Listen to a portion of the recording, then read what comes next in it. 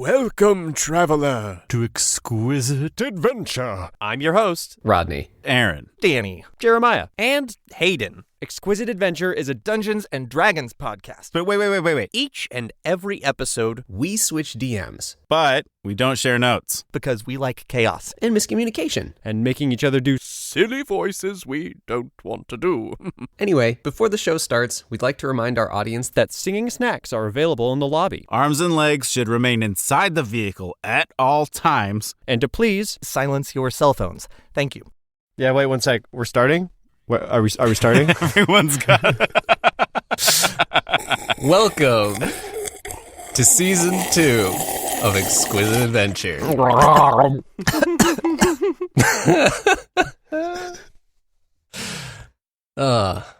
Okay. Oh, sorry, were you trying to talk? Huh? What are we doing? No, You no. got something to say? No, it's cool. Welcome back. Season 2 of Exquisite Adventure. We're all back. We've got Hayden. Hi. We got Jeremiah. Hey. Danny. Hey. Aaron. Yo. Myself. Rodney. And I'm the GM for this first session. Thanks for joining. It's going to be fun. You're welcome. Yeah, thanks to you guys Were too. you thanking me or the- it's I mean, pretty we cool. made that you you Thanks, guys came by Rodney. here. Mostly I was talking to like the audience, but like Got it. I mean, if you want to put Thank- yourselves in thank there, you, that's fine, Rodney. it's fine. It's cool. Anyway, we're all ready. Let us begin.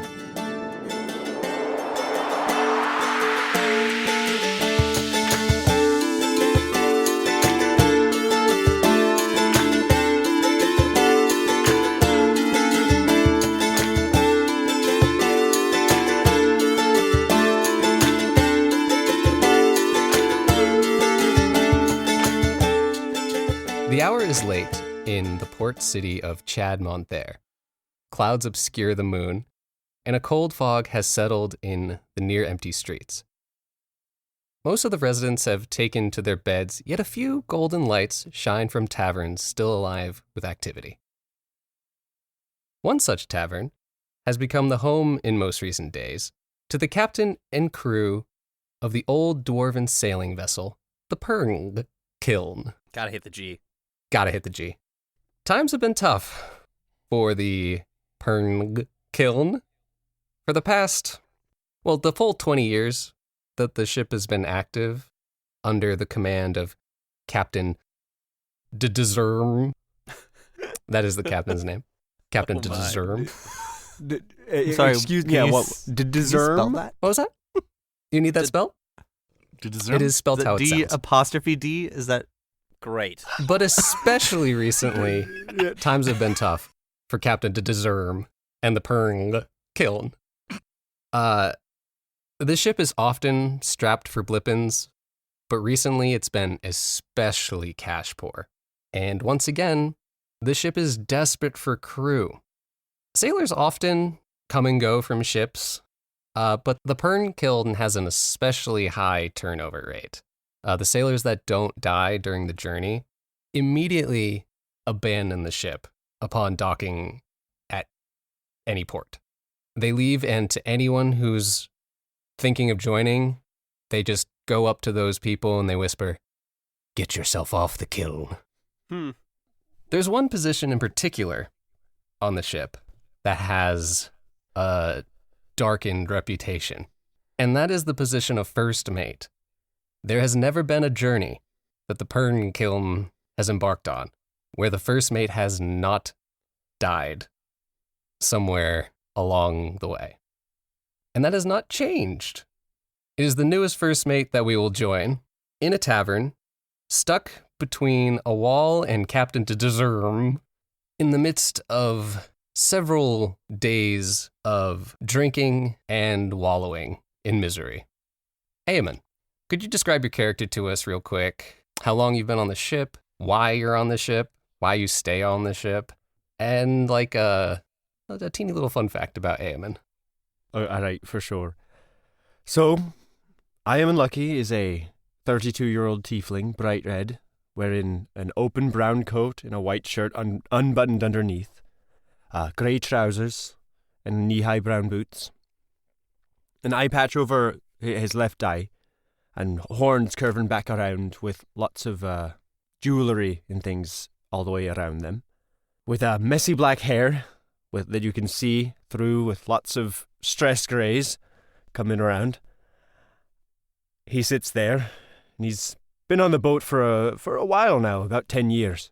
But he only rose to the position of first mate, had the quite lucky position of rising to first mate about a week ago, 6 days to be exact. His official title is Ayamun Lucky, the 999th first mate of the Purng Kiln. And, well, the reason why he stays on the boat, right, is he has dreams of becoming the greatest captain the sea's ever known. But to do that, he has to rise up to position of first mate and then captain at some point. And this has really been his lucky break. Although the danger might be a bit too much for that. Well, that's about it. Cool. Very nice. Yeah, Ayamun, you were promoted to first mate near the tail end of the last journey the Purng Kiln was on. It was a smuggling mission. The Purng Kiln will take just about any job they need to make funds. They're often, and by often I mean always, strapped for cash. And the mission itself went pretty fine, but the first mate may have got a little tipsy and fell off the ship and got eaten by a shark. Happens to the best of us. Not the most dramatic or heroic death, but hey, no one batted an eye because the first mate, they always die. Hey, well. But having been promoted and having docked in Chadmont there, the captain immediately grabbed you by the arm and brought you to the nearest tavern to drink, to celebrate, to mourn the loss of the last captain. Last first mate. And mostly to wallow in his misery. And you've been stuck there for days. Oh, God. Yeah. Yeah. Captain, you all right? Yeah. The captain is a dirty guy. Unwashed, beard, unkept, long hair that's just clumped together. This captain does not take care of himself. Okay. Just to be clear. Deserve. Yeah. What's the problem? Deserve. No, sorry. No, Yeah, no. excuse me. No, I didn't mean anything by it. Yeah, it's fine. Yeah, it's perfectly normal I name. want to see what the problem is. Must be as common as Faxley. It's very common. Yeah. I named Deserm like we named everything else. I closed my eyes and just slammed some fingers on keys. All right, yeah, please. No, it's fine. Yeah, please carry on. Nothing wrong here. Yeah, of course. How else would you name something? But yes, the captain, they've got a big pirate hat and they got like one of those like pirate coats on as well. But it's all so raggedy and dirty. You think once upon a time that coat might have been like a really beautiful, like red and like wonderful golden tassels and stuff. But at this point, it's just like brown and there are holes everywhere. And the booth that you and the captain are at is just covered in tankards, half empty. Some have been spilled. There's food crumbs everywhere. And the captain takes a big swig of yet another tankard, slams it on the table, and looks cross-eyed at you, Ayamun. It's like, I am as fine as I am every other day, Mr. Ayamun. Captain, I can't help but notice we've been docked for a little while now. Any news on our next job? Oh, any news on the new job? Any news on the new job? Oh, I don't know, Mr. Ayamun. Have ye heard any news of a new job? I've not left this booth, Mr. Ayamun. Have any of the bugs maybe given you a job, Mr. Ayamun? Wait, how long have I been trapped in this booth with him? Like physically? You've been stuck in the booth 3 days. Like you've managed to like squirm out and leave.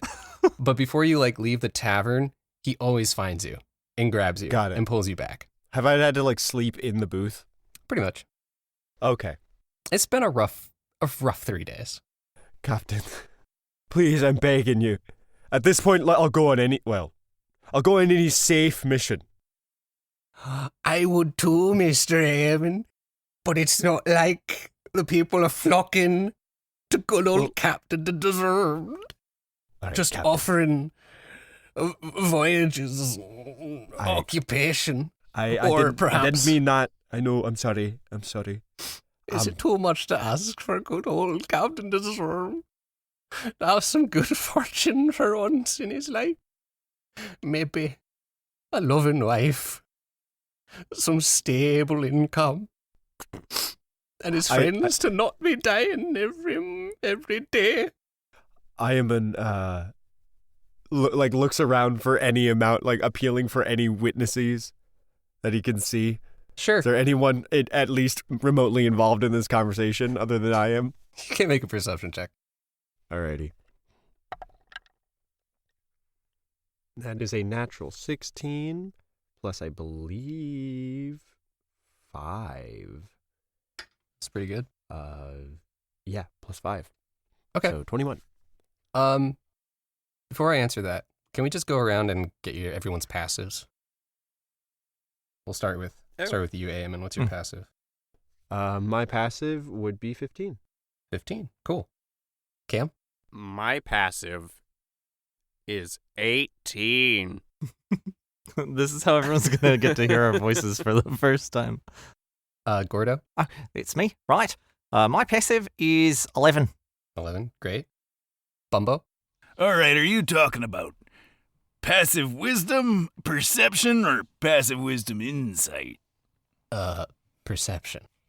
Ah, and thank it's 17. 17. Fantastic. I should also add that Ramsey's passive perception is 13. Better than yours. Fantastic. Mhm. Yep. He's a bear. And Sonny's... No. I have a -1 to that, so Sonny's is 9. All right. Yeah, with a 21. Mm-hmm. Yeah. That was your perception? Yep. Great. Yeah, you take a look around. And it's fairly late in the night, but the tavern is still quite full right now. Mm-hmm. You don't see anyone coming to your rescue. Like always, when the Chad Monthair docked, all the crew just abandoned. Yeah. Beyond everyone who's yet to be introduced. Actually, I will ask the rest of you, would you be at the tavern still? You might have joined them when they first went. Would you have stuck around? Well, I think oh no, you go first. you go first. Oh, well, I was going to say I have plants to attend to, so I also don't get much out of drinking alcohol. Okay. Gordo, knowing that we'd probably be docked for a couple days, he just loves cooking so much that he would have sought out any potential places he could post up and cook and find some work for a few days until they'd leave. So he might be working at a neighboring restaurant or eatery, maybe even this tavern if they serve food. Cool. But not within eyeshot. Not with an eye shot. Bumbo, what about a few you? doors down. Well, Bumbo is not really too fond of the drink, not heavy drinking at least, and he gets annoyed at the captain when he gets this deep in his cups. But this many days docked, he probably would have gone over the ship many times over, fixing whatever needs to be done. I don't believe there was a lot of damage from the last time, so he'd probably not be spending much time in the tavern, but might be coming to talk to the captain. All right. Captain. Ayamun, you see one person. Okay. Sonny Goblin is at the bar.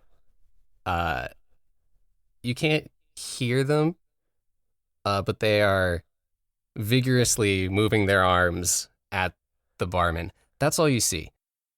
They are not paying attention to you. But something else catches your eye. Oh. Somebody walks into the tavern. very unlike the rest of the patrons here. This person is a drow. They have a big floppy hat. They're wearing very fine clothes, like a burgundy blouse, black pants tucked into their tall leather boots that have golden buckles on them. And they have an array of glittery rings on their fingers. They walk into the tavern, take a look around, then go up to the bar hand. Mm. You see them ask a question, and the bar hand points over to your booth. Captain, look. Why don't you just let me go and I'll try and find us some work? You know, I'm happy to do that for us. You know, it's fine. Oh, you do that for good old Captain to deserve. Ayamun. You do that for me? Ayamun puts his hand across, sort of next, across over to the captain, puts his hand on his shoulder. Captain, would I be the first mate if I didn't support you? Those are the kindest words good old Captain to deserve has heard in 15 years, I would think. Thank you, Mr. Ayamun. You go, get us some work. Good old Captain Desarm's gonna take a little sleepy. And his head just slams on the table. All right, well, that's taken care of. Mm-hmm. Ayamun sort of shuffles out of the booth, stands up, fixes his coat, takes a whiff. It's not good. Could use a shower. Yeah. Anyway, what's that, the person with the hat doing? Oh, right yes. The drow with the big floppy hat. Mm-hmm. They have made their way over to you. Oh. Yeah. It took a good minute to acrobatic your way over the captain, perhaps under the table, get yourself up, dust yourself off, take a sniff. And in that time, the drow has made their way to the table. See you later, Captain. Turn around. Oh, hey. How can I help you? Good evening. I've been led to understand that you, or I suppose he. I take sort of a step in between, like to block the view of the captain. Yeah. I'm the first mate of the Purng Kiln. Yes, the Purng Kiln. How can I help you? You need work. Yes. I was hoping I could hire you to transport me to the kingdom of Girdlegum. Do I know about Girdlegum?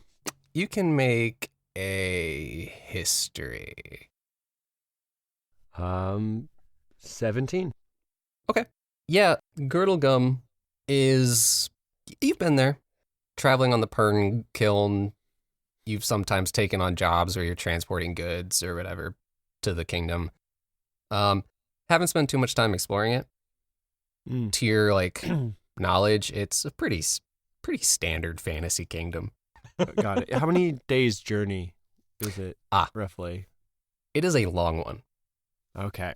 It is, to take the standard route, it is about 2 months. Okay. All right. Well, that's something certainly we can do, but here, I gesture to a vacant and clean table. Certainly. To the side, and I pull out the chair and I pull out mine and sit on the other side. Mm-hmm. Why don't we talk business for a second then? You need safe travel, so protection. You need and it's a long one at that. So yes, it is quite. What are we long. talking in terms of payment? Straight to the point. I do appreciate that. They sit down and take off their big floppy hat, rested in their lap. I need not just safe travel. Well, most importantly, I need swift travel. Aye.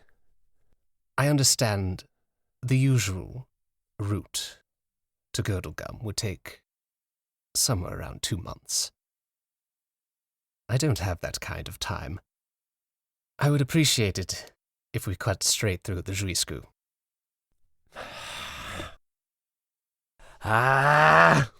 Ayamun, you are very familiar with the Juisku. Dangerous waters they are. They are. The Juisku is a name that makes every sailor with sense shudder. It takes up a significant portion of the Punwalzi, and it's said to be the home of all manner of myths and legends and monsters and pirates. The Hobio, the Sea Hag Pamu, deadly storms like Zektherai, the ghost ship Herxiders are, the Ipthmen, volcanic islands. The Juisku is where Yivquan Cove is, the haven of pirates. But also, the Juisku is the home of all manner of legends of fabled treasure and lost cities and opportunities of fortune and fame. But this is the reason the journey to Girdlegum takes so long. It just goes north and just around. Cutting through the Juisku would cut several weeks off. There's sort of a moment of a flash of greed that runs through Aya's eyes. Aye. And then he leans back eyes. and Eyes. Through Aya's eyes. Aya's eyes. Aya's. He sort of leans back though in his chair, kicking a leg out.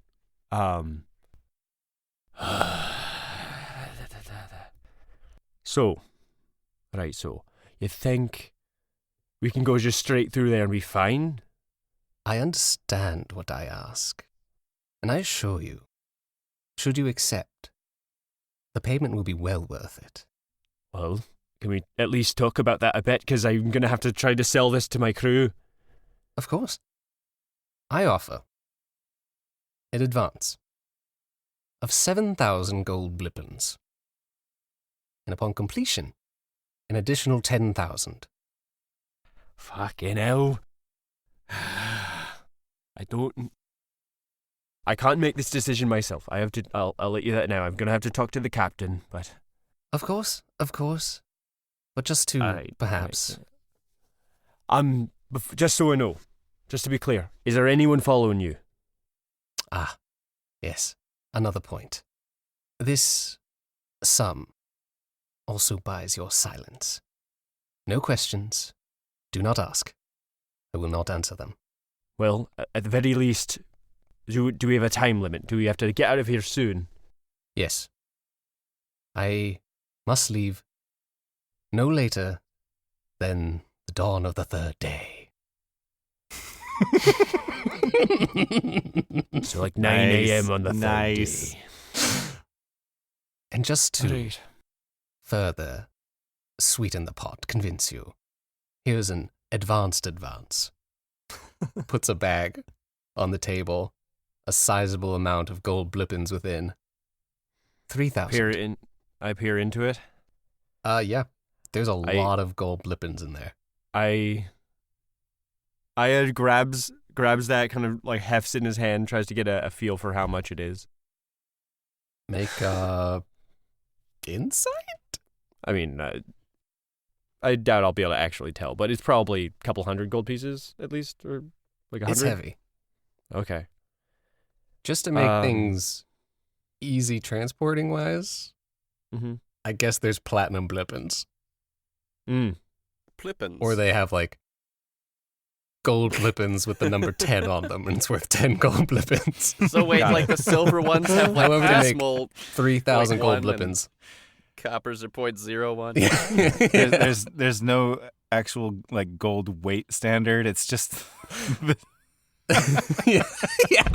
There's literally no difference between like a 1 value blippin and a 10 blippin. You just have the number 10 on it. This economy functions well. It's on the honor system.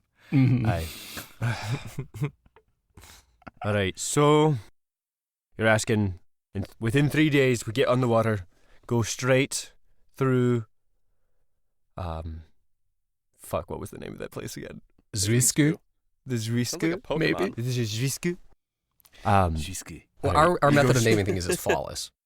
Yeah, no, It's absolutely. never caused problems. Through the Zwisku. And we have to get there within how many days? So long as we go straight through the Zwisku, there is Aye. no problem. Aye, that makes sense. Okay, well, where can I find you? Gonna have to talk to the captain and crew. I am staying at a nearby inn. It is called Holiday Inn.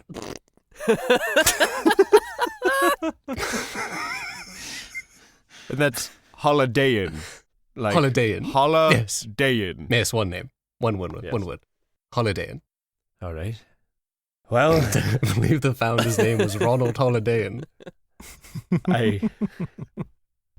I stands up at this point and all right, I'll be in touch. I look forward to sailing with you all. The drow, who has not been named, stands, put their big floppy hat back on their head, and turn. By the way, what's your name? Forgot about that. Might help. They turn back around, take their big floppy hat off, sit back down. My name is Belle. All right. Good evening. They stand Right, back Belle. up, put their big floppy hat back on, and turn and leave. Okay, there's like 3 to 5 seconds of pure silence after the door closes, where Mhm. Aya's just staring at the door, thinking about the Zwisku, thinking about the previous first mate, Yes. thinking about the first mate before him, before them, going back for the last 10 years. Yeah, 10 years on the Purng Kiln. There's been a lot of first mates you've seen come and go. I mean, that's gonna be. No, I know this isn't smart, Aya. I know it's not smart, but I mean, there's a chance, you know. There's a chance I could get out of here and actually do something. He sort of fingers at his ring of protection on his finger out of habit. Mhm. Looks at the captain. All right, well, instead of waking the captain, Aya actually just leaves and heads to the ship. Instead, looking for one Bumbo Gombok as a senior member of the crew to talk. Sure. Yeah. You leave the tavern and head straight to the Purng Kiln. The journey is quick. The Purng Kiln is it's right there. You can see it when you step outside. It's the nearest tavern. And you don't see Bumbo Gombok on the deck when you arrive. So you make your way inside below decks Mm-hmm. to find them. The Purng Kiln is a curious ship. It's an old dwarven ship. It was designed by and for no. dwarves. So it's a bit wider than most ships and a bit shorter than most ships. The taller members of the crew have to duck themselves through doors, and should they stand at their full height, bonk their heads on the ceilings. Aya's about 6 feet tall, so he's definitely crouching a little bit. Mhm. Yeah. More than once Bunched you've over. bumped your horns on a door jam. Mm-hmm. But yes, you do find Bumbo. Bumbo, Mhm. describe your character to us, and same stuff. How long you been on the ship, why you stay on the ship, maybe a fun little fact. Sure, What you're sure, up to sure. right now. Yep. Well, Bumbo is a turtle. He's on the older side of turtle, but not like a senior. He's gray of skin, got some stripes of copper and white on his head, but he also just wears a skull cap most of the time. He's got a shell that's got a big ridge on the back of it, so if he ever falls over, he kind of just rolls right to the side. And, turtles aren't much for clothing, he's just got like a loincloth because it makes other people comfortable. But that's about it. And he's been on the Purng Kiln for 19 years, I think, just 1 year less than the captain. And yeah, he stays on it because he loves the captain. He feels the captain's like family at this point, and they've been through so much. And also, the Purng Kiln is a fascinating vessel. He seems to learn more about it all the time, even though he's been on it for 19 years. He used to be a shipwright, so it's just a marvel to him how the thing just even operates. One fascinating thing about, or not fascinating, but interesting thing about Bumbo. About Bumbo. A little Bumbo gumbo. Well, one fascinating thing about gumbo is it's delicious. Yeah. But Bumbo, he doesn't like to throw things away. He's a bit of a hoarder. Everything's pretty useful from time to time. So his quarters are packed to the brim with all sorts of knickknacks and paraphernalia and random pieces of wood and metal. Yep. And when Ayamun comes into the room, he hears the tail end of a joke he's telling to the rest of the crew. And you just hear, "Oh, yeah, and then the penguin said, no, it's just ice cream."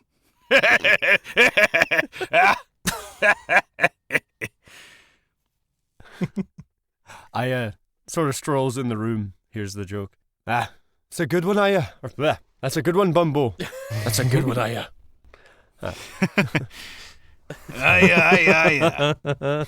Thanks. So sorry. No, it's Yep. fine. Well, thank you. Sort of knocks on one of the pillars of the ship and says, "How's she doing?" She's fine. That's good to hear. Look, can I grab your ear for a moment? Perhaps away from the other sailors. Sure. Okay. Step to the side. Now, what's going on? All right, Bumbo. We've been offered a job. Captain doesn't know, passed out on a table right now. But I thought, you've been on this ship longer than near anyone else, and I thought you, of all people, would know whether or not this is a good idea or not.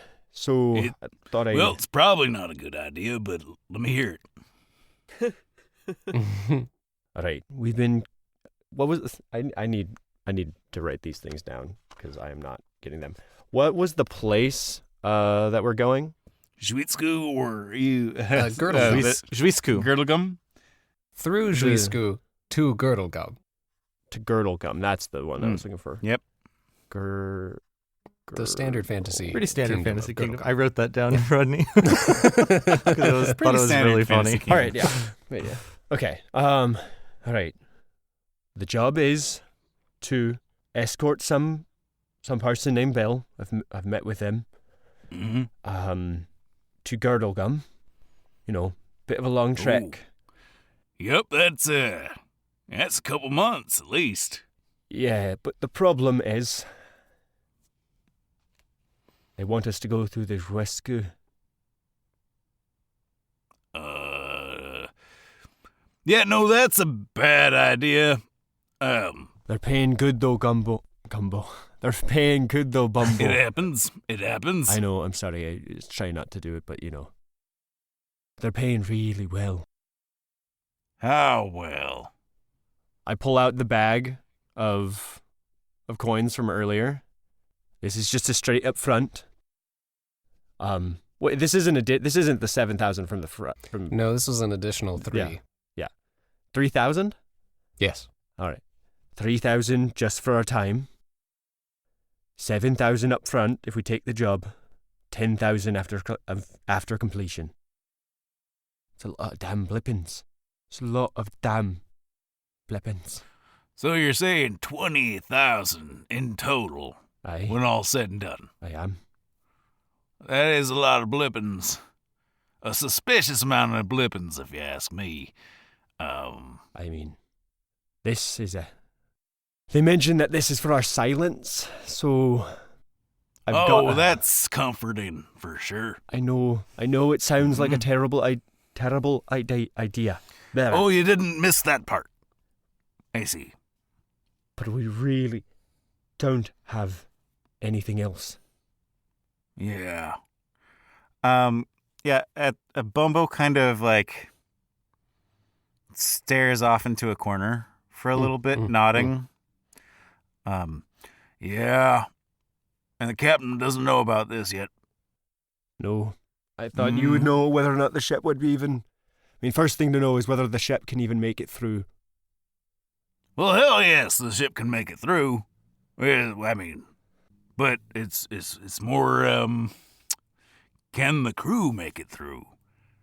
I've been around the edges of the Jusqu'u before, and it's not, it hasn't failed to live up to its fables. I'll just say that. Aye. Well, what do you think? Should I at least bring it up to the captain? You know, let me talk to him. All right. I toss the big gold pouch, the 3,000 gold, over to Bumbo. Okay. Now you got aspirations. I Have do. your own ship someday, don't you? Aye. Mm-hmm. Gotta survive this if I'm gonna do that. Yep. Mm-hmm. All right, thank you, Ayamun. And Bumbo just kind of slowly turns and walks out. He knows where the captain is. Sure. Aye. Ayamun in the meantime is gonna just go check, make sure everything is in order on the ship. Do a requisitions call for anything we would need, or not call for it, but basically start marking down what we would need. Sounds good. All right, Bumbo, you're heading to the tavern? Yep. Cool. What's you the make name your of the way- tavern, by the way? Huh? What's the name of the tavern? What did I say? I don't believe you did. It's called the Blunderbust. Ah, the Blunderbuss, of course. Nice. Yes. Is it a strip club by late night? It's Pirate Hooters. Pirate Hooters. Nice. Mm-hmm. The only requirement to work there is to have a huge chest, whether you're a man or a woman. They don't care. Whether you're Your pecs are drawn just by a horny blasted. 16-year-old or Captain America by Rob Liefeld, you're welcome to work. Okay. Quick journey. Oh, look, it's right there. No, there it is.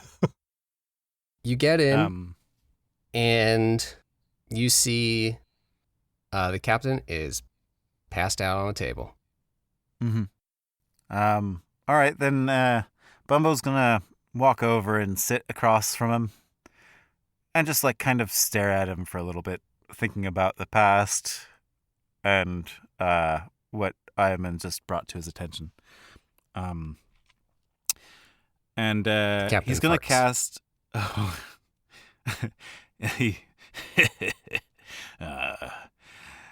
You dizzy bastard. and then he casts Lesser Restoration to get him out of his drunken state. Okay. Sure. I mean, poison is an effect that can be. Yeah. Yeah. And after that, he just bangs on the table. Where be me? Oh, Oi, Captain. Bumbo. Where are we? We're in the bluster bust. Oh. Blunderbust. That's Blunderbust, right, yeah. that's right. We've been docked for a few days now. Oh, have we? Right. Yep. And I've been thinking, Captain, been with you a long time, and you're like family to me. Oh,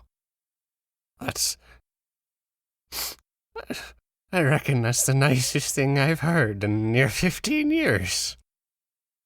Yeah, well, and as family, I want to look out for you. I want to look out for me. I'm loyal to a fault, maybe.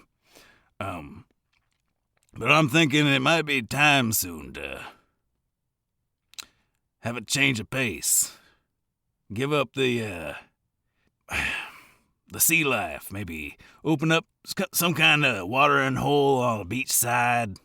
Offer shipping equipment or fishing stuff, supplies. Maybe fix up boats here and there.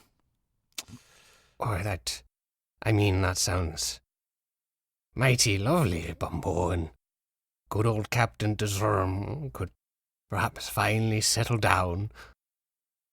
Yep. But, that sort of thing requires funds. No, Funds it we sure don't have. does. I know. I just, I like that Ayamun. I like everybody on the crew. And, just seems like it gets worse and worse every year. We lose more. People say we're cursed. I don't want things to happen to the crew like it did to Torbjorn or Dilly or Beckett or Feckle. Or hell, even the Thistle brothers, whatever happened to those maniacs. Inside joke. Inside joke. I just don't. I don't want to leave another shipmate out at sea. But we have a job offer. Oh? A big one. How big? Big. And he like leans in real close and he's like 20,000 gold blippins. The captain leans back. 20,000 gold leapins. Shut your mouth. Oh, that's starting a new life, money. It is, but it's on a speed journey to Girdlegum. Speed You know what that journey. means, right? We'd have to cut through the tree school. Exactly. I'm not terribly a fan of the proposition, but But for 20,000, it could change a lot. it'll change everything. My good Bumbo. Mm-hmm. We're taking this job, Bumbo. All right. Well,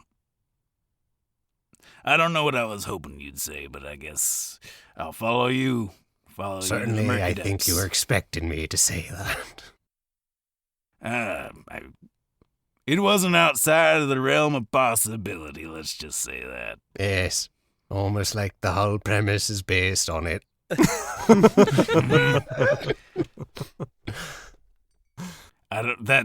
That's a weird thing to say. I'm still a wee bit drunk.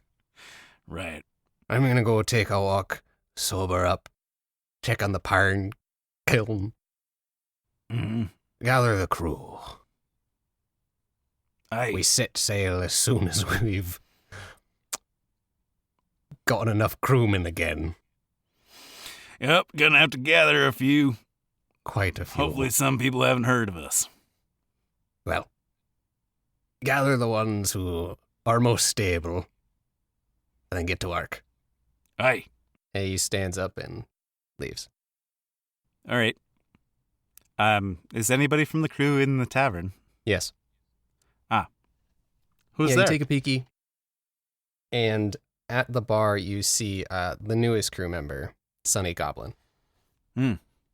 How old is Sonny? Sonny? Mm-hmm. Sonny's 10 years old, Right. which they never shy of telling you. Fair enough. And Sonny's the only one from the crew? The in only one you tavern? see at the crew right now. All right. I'll walk up to Sonny then. All right. So you walk up to Sonny, and as you approach, you overhear Sonny talking to the bar hand. Now listen here, mister. I am 10 years old. I'm an adult. So you are gonna serve me liquor. The bar hand, an orc, very hairy orc, is like pinching the bridge of his nose. He's like, "Kid, for the last time, I am not gonna serve you liquor. Just drink your juice." I do not want to drink the juice. I am a sailor. And I will have liquor right now, mister. Has Sonny had liquor on board the Purng Kiln? Good question. I think Sonny has tried, but the more, like, responsible members of the crew are like, no, stop. Barkeep, just give him a dazzler. Let him have it. And, like, a dazzler is a fake cocktail. It tastes terrible, but, you know, like, it doesn't have any alcohol in it. Great. Just give it to him already. He's good. Yeah, that's right. Listen to Mr. Gombok. Serve me liquor, barhand. The bartender's like, oh, fine. He wanders off to start mixing. Ahoy, Sonny. Sonny Goblin is a goblin. They are 10 years old, which by goblin standards is an adult. They're short, green skin, black hair, long pointed nose, and like big yellow eyes. This is my character, by the way. That's why I'm spending so much time describing Sonny Goblin. Yeah, Sonny Goblin Grew up in the nearby town of Chadmont there, too. In the orphanage, where they just sort of appeared at the age of 4 without explanation. They have dreams of being a swashbuckling rogue upon the sea, a dashing, charismatic hero of tales. They are the cabin boy. They've only been on the Purng Kiln for 3 months, and they stick around because they want to be at sea. It's fairly long and short of it. Fun little fact about Sonny Goblin. They have secretly a special blippin'. Not the normal gold blippin', but a gold blippin' that's said to have a secret message and a portion to a fabled treasure. But it's a secret. None of us know this, right? None of our characters know this? No. Mm-hmm. Every once in a while, Sonny will take out the gold blippin' to just sort of look at it. So someone might have seen them, like, examining it. But everyone just assumes he's counting his wages or something. Yes. But yeah. Eventually the barhand comes back with the drink, serves it, and Sonny's like, Thank you. pick it up, drink it, make a face. Oh. That's the It's a good one, huh? stuff, all right. That's the good stuff. Yep, you're gonna be a fine shipmate in no time at all. In fact, you're already an impressive cabin boy, Sonny. Oh, thank you, Mr. Gombok. Took to it naturally. Was this your first ship? Yeah. This is the first ship Sonny's ever been on. They gaze into the middle distance. He's just going to eyeball you and not question it any further. All right, Sonny, well, we have a job. Oh, We're going to have to get the ship ready. okay. So I don't need you getting too deep in your cups. I'm an adult, Mr. Gombok. I can I know. handle my liquor. I know. Yeah, so Bumbo just smiles and he's like, Get back to the ship once you're done with that one, eh? Okay. All right. and he just waddles off back to the Purng Kiln. Cool. Oh, Mr. Gombok, Yeah. if you're looking for the other crew, I think Gordo's in the kitchen. Here? Yeah. What? he spins and he heads towards the kitchen. Yeah, you enter the kitchen where you do indeed find Gordo and their pal Ramsey. The bear's in there as well. Mm-hmm. Yes. Oh, God. Of course he is. Gordo, why don't you give us a little description of your character, Yeah. how long you've been on the Purng Kiln, why you're still on the Purng Kiln, little fun fact. Sure. So Gordo is actually I'll do it in my character's voice. So Gordo is a 7 foot tall, 300-pound bugbear who is, as you described, never seen far from his best friend Ramsey, who is a 7 foot tall, 300-pound black bear. Right. Note the difference. He's in his mid-30s, wears a black tank top and a pink headband, and he is ripped. He's got a huge chest, which was one of the requirements to work here at Blunderbuss for the 3 days they've been stationed in port. And he's got a mean look and a snarl instead of a smile, but he totally makes up for it with his incredibly friendly demeanour. He's probably the nicest person on the Purng Kiln. Well, nicest except for his best friend Rami, that is. Gordo is the chef of the Purng Kiln, and a good chef at that. He's worked the galley ever since the captain picked him up 6 years ago, when he and Ramsey were found washed ashore, stranded on an island in the middle of the Penwalsey. Gordo swore his services as the ship chef in exchange for saving his life. So he's been working there ever since.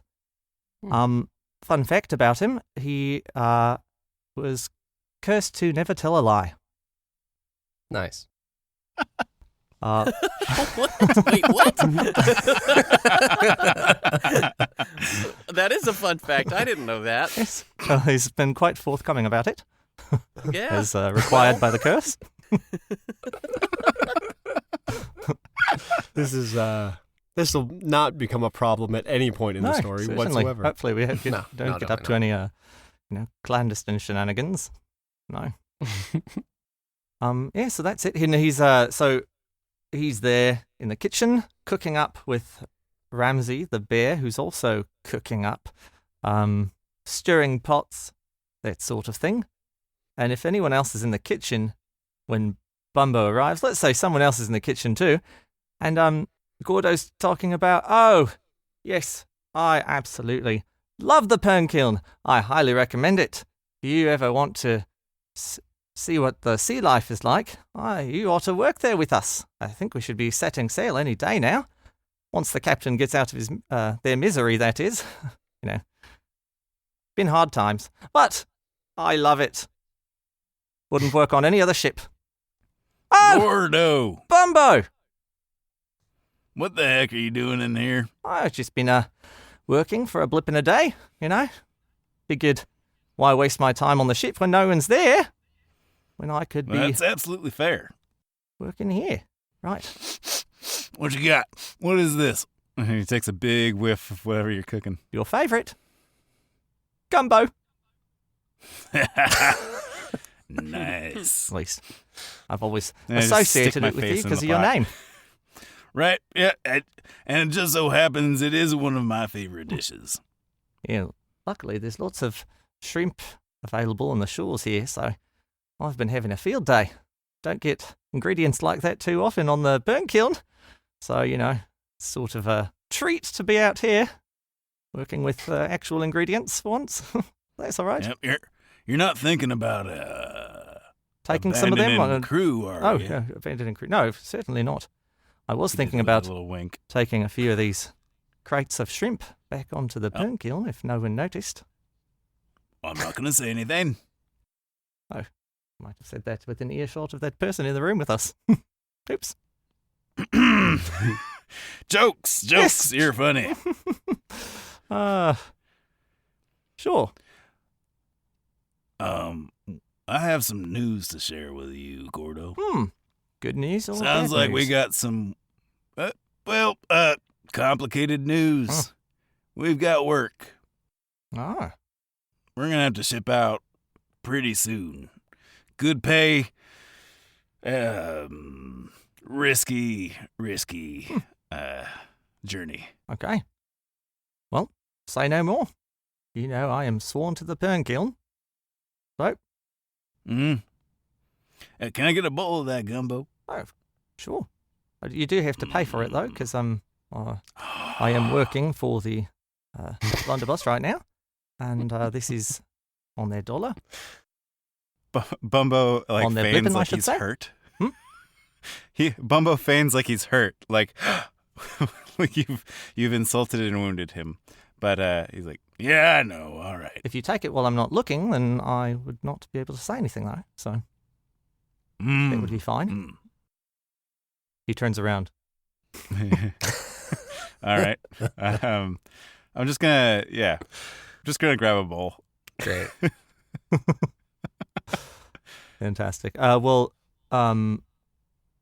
Gordo will turn to Ramsey, put his hand on Ramsey's shoulder. Ramsey is a bear that like stands on his hind legs. Very often. He walks around on two legs, and he's very good with his hands too. Like he actually participates in the cooking, and it's very smart for a bear. At least Gordo says so. And he turns to Ramsey and says, "You hear that, boy? Going to be leaving this old shop and getting back on the boat. How about that?" Ramsey, on his hind legs, of course, looks at you.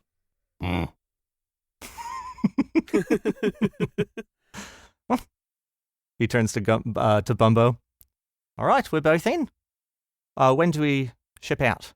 Most excellent. It's not exactly determined. We have to gather a sizable crew.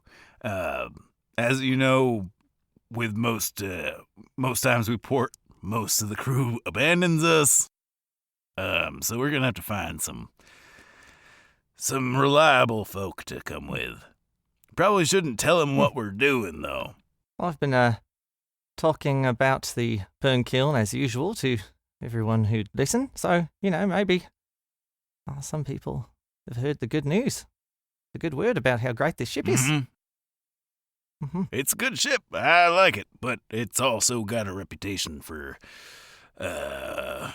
well, I'm not going to say the words, but also I'm not going to tell you what we're doing until we're on the way.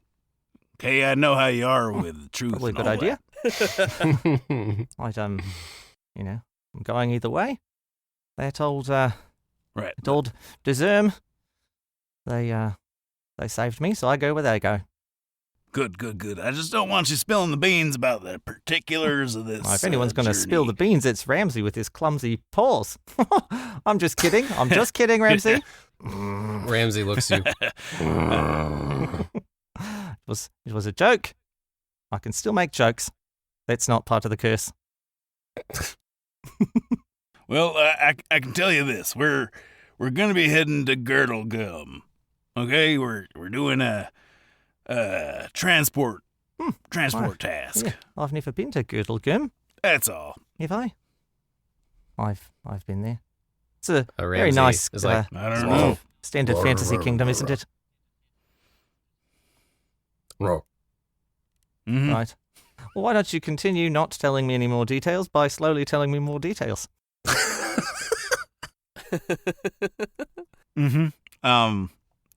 Yep. So apparently we're gonna have to gather a crew, ship out real soon.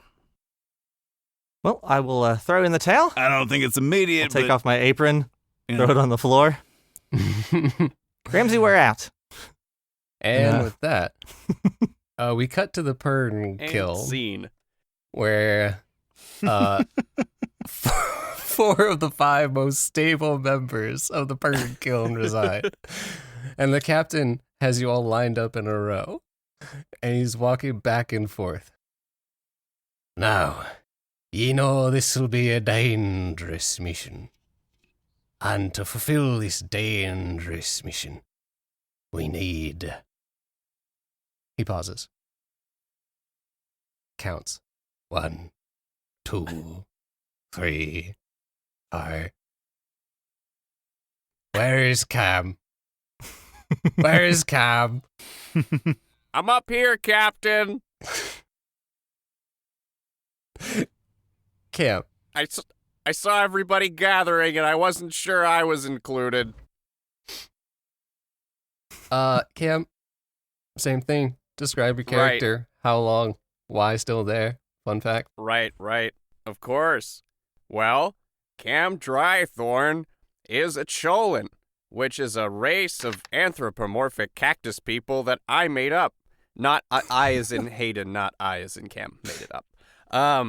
Though he could have made it up, you don't know, because Cholins are extremely rare. Very few exist. Cam might be the last one. That's a fun fact. He doesn't actually know the answer to that question. He hasn't seen another one in a very long time. But Cholins are, for the most part, humanoid-looking, quite tall. At least Cam is, almost 7 feet. He's got grayish-green skin with a bunch of white, almost hair-like thorns in some places, so he's got a beard made of thorns.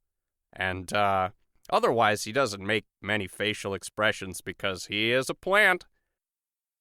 Cam has been on the Purng Kiln for 3 days and 3 months and 3 years. He is a loyal member of Captain what is the name of the captain? Deserve. Deserve? Yeah, It has 2 D's. Deserve. Okay. Deserve. That's what it is. It was 1 D.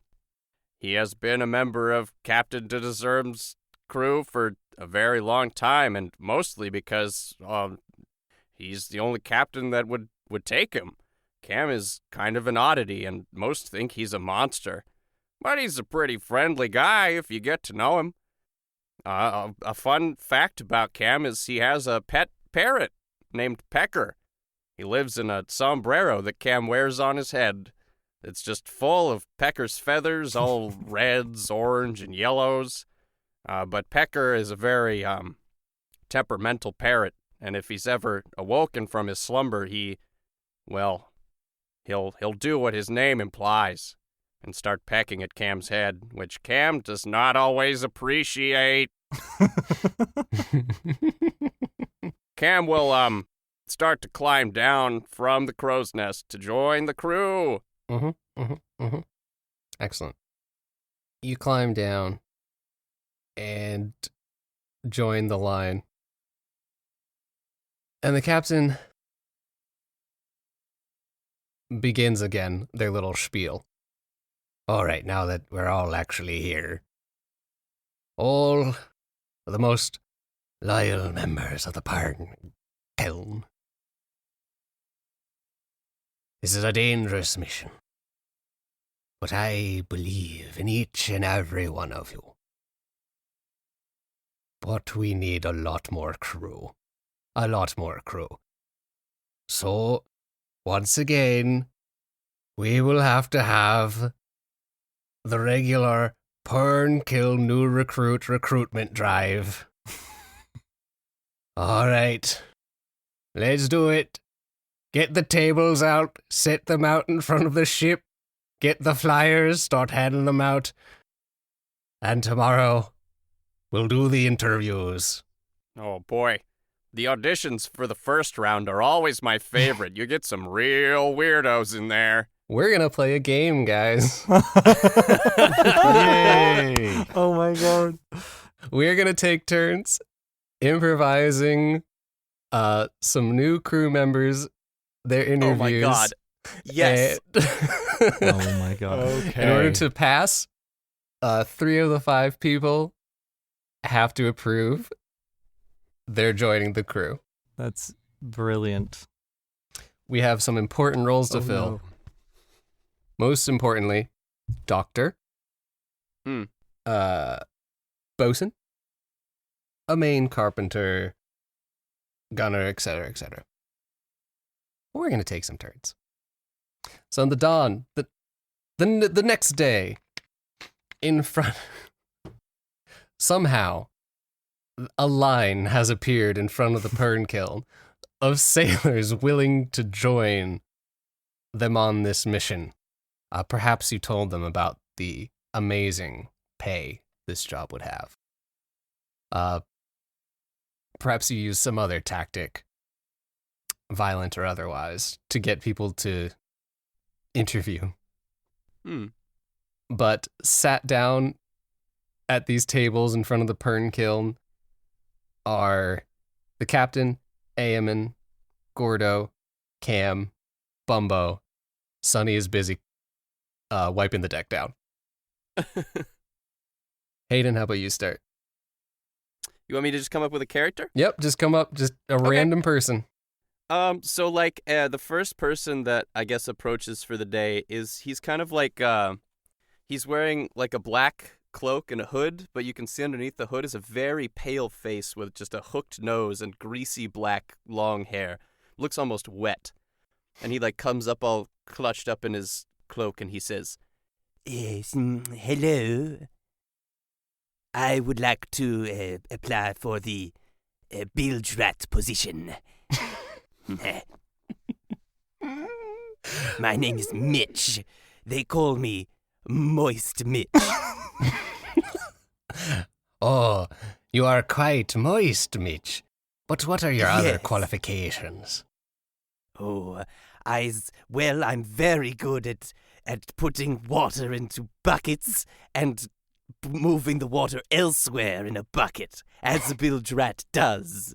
I've been doing it for years. I love just the musky darkness of the bilge, and it's really the only place I feel comfortable. But I'll stay down there all day and night. Night is my favorite time. Little fun fact about Moist Mitch. Yes. I'm sorry, what benefit does that bring the crew? Say that you get hit with a cannonball in your hull, and you have a leak into the bilge, and you take on water. Well, what will you do? You'll start to sink. But if you have a qualified bilge rat such as Moist Mitch, you won't be sinking nearly as fast while I siphon the water from underneath the ship out with my trusty bucket. and he produces a bucket out from under his cloak. I have at least 10 hanging in here. I can do many buckets of water at once. Excuse me. Got an important question I always ask everyone. Of course. Any special dietary needs or concerns? No, I subsist off whatever creatures I find drowned in the bilge, usually. Okay. Drowned. I will Creatures? feed myself. Gordo's taking notes. I mean, that's like a pretty helpful thing, to be honest. Aya sort of like is turned to talking to the rest of the crew. I mean, that's pretty. I mean, it's like. I mean, I'm for this guy. Like, honestly, I lean over to the captain. We kind of need who we can get, you know. He's kind of moist. I don't know. A little shifty that he wears a black cloak, but I guess if he just stays down underneath the deck, well, what harm could it be? You hear Sonny over like the rail of the ship is like, That guy seems like really skeevy. Like exceedingly skeevy. Oh, you're thinking of my cousin, Skeeven Steven. He's not to be trusted. Moist Mitch, you can trust me. Yes. Moist Mitch, thank you for interviewing. And what other vessels have you worked on previously? Well, the last vessel I was on was the Salty Merman, and that vessel was an exploratory vessel into the let me just clear my throat here really quick. We did an expedition into the Zwisku. Yes. You don't say. To one of the most dangerous parts of the sea. Ah. I was below decks the whole time, of course. That's where they told me we were. I couldn't tell. Bumbo leans over and he's like, "They made it back." This Question? is very compelling. With these drowned rats and such, do you like to have them prepared in any special sort of way, or do you just eat them raw? Oh, I prefer to suck the juices out of them, yes.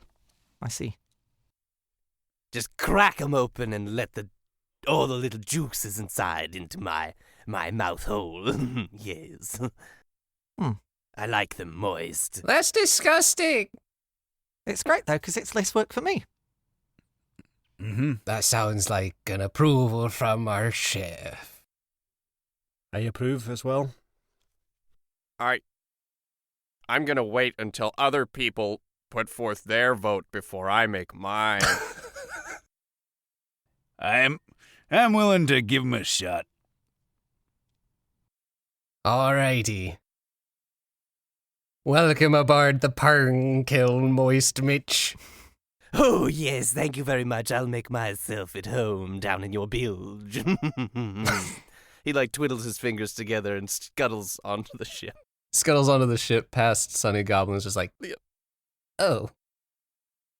He's dripping. Oh, that's great. you're smiling, Danny. Do you have words? I have someone. Okay. We're going in first season order. Oh, Yeah, go first season. Very good, order. very good. Okay, so this little gnome woman Mhm. walks up. She has berets, 2 berets, like little bows on her side. Yeah, one on each side, like little pigtails? clips. Yeah, but Or like just- those little like bow clips that, gotcha. and then like 2 little bangs hanging down. And she kind of like marches right up to the front. Hi. So first off, I was told there would be cookies by that big bear guy, and I don't see any cookies. Gordo, did you not prepare I cookies? did. In fact, where is Ramsey? Has anyone seen him? Ramsey, is hidden behind some crates nearby. You see his butt like poking out from behind the crates. We did, in fact, prepare some cookies this morning, and Ramsey was supposed to be holding them for visitors. Ramsey!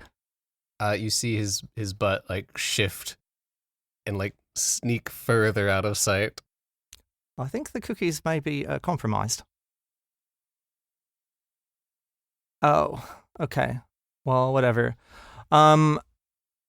So yeah, he said like that you had work or whatever, and I'm really fucking good with the cannon. So here I am.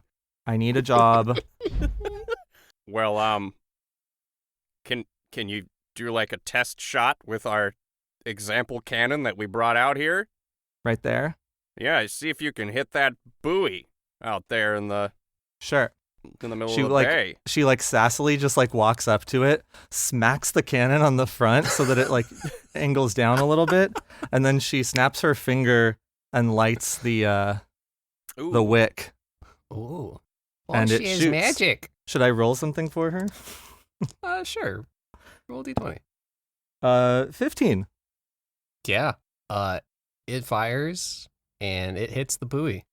Yeah. You hear another small gnomish voice call out from the line, "Lucky! Lucky shot!" Excuse you. It is not your turn. Nah. So, you I have any don't like know. questions for me or anything? Or do I have the job? That looked pretty good to me. That was a really good shot. I can do It better. was like Well, I guess where did you serve previously? Did we get your name? I forget it already. If It's- you did. It's Tammy. Tammy, right. Yeah. My name's Tammy. Tammy Tanarki.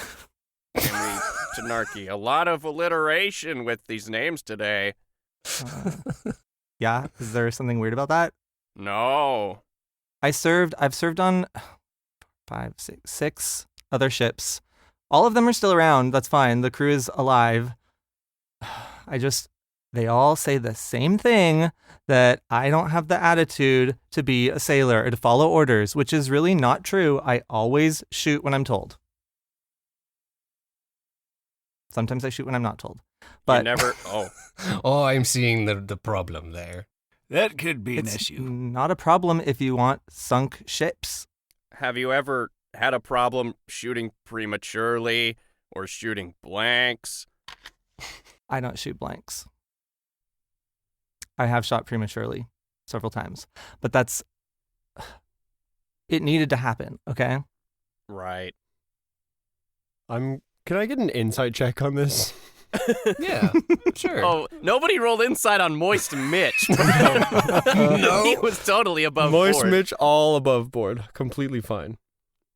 I rolled a 14. What are you trying to get insight about? Like whether she's being... Whether She looks or like she's not- being pretty honest and forthcoming about her kind of... Angst and lack Specifically, I'm trying to figure out if those shots actually did need to be fired. Oh.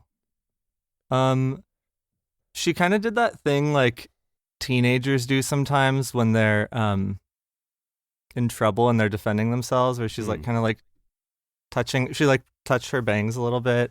It was like rolling her eyes, scoffing. All right. So, what happened to the last ship you were on? I called the captain a paro-farty squib because he was totally being one, and he was like, "Get off my Whoa. ship."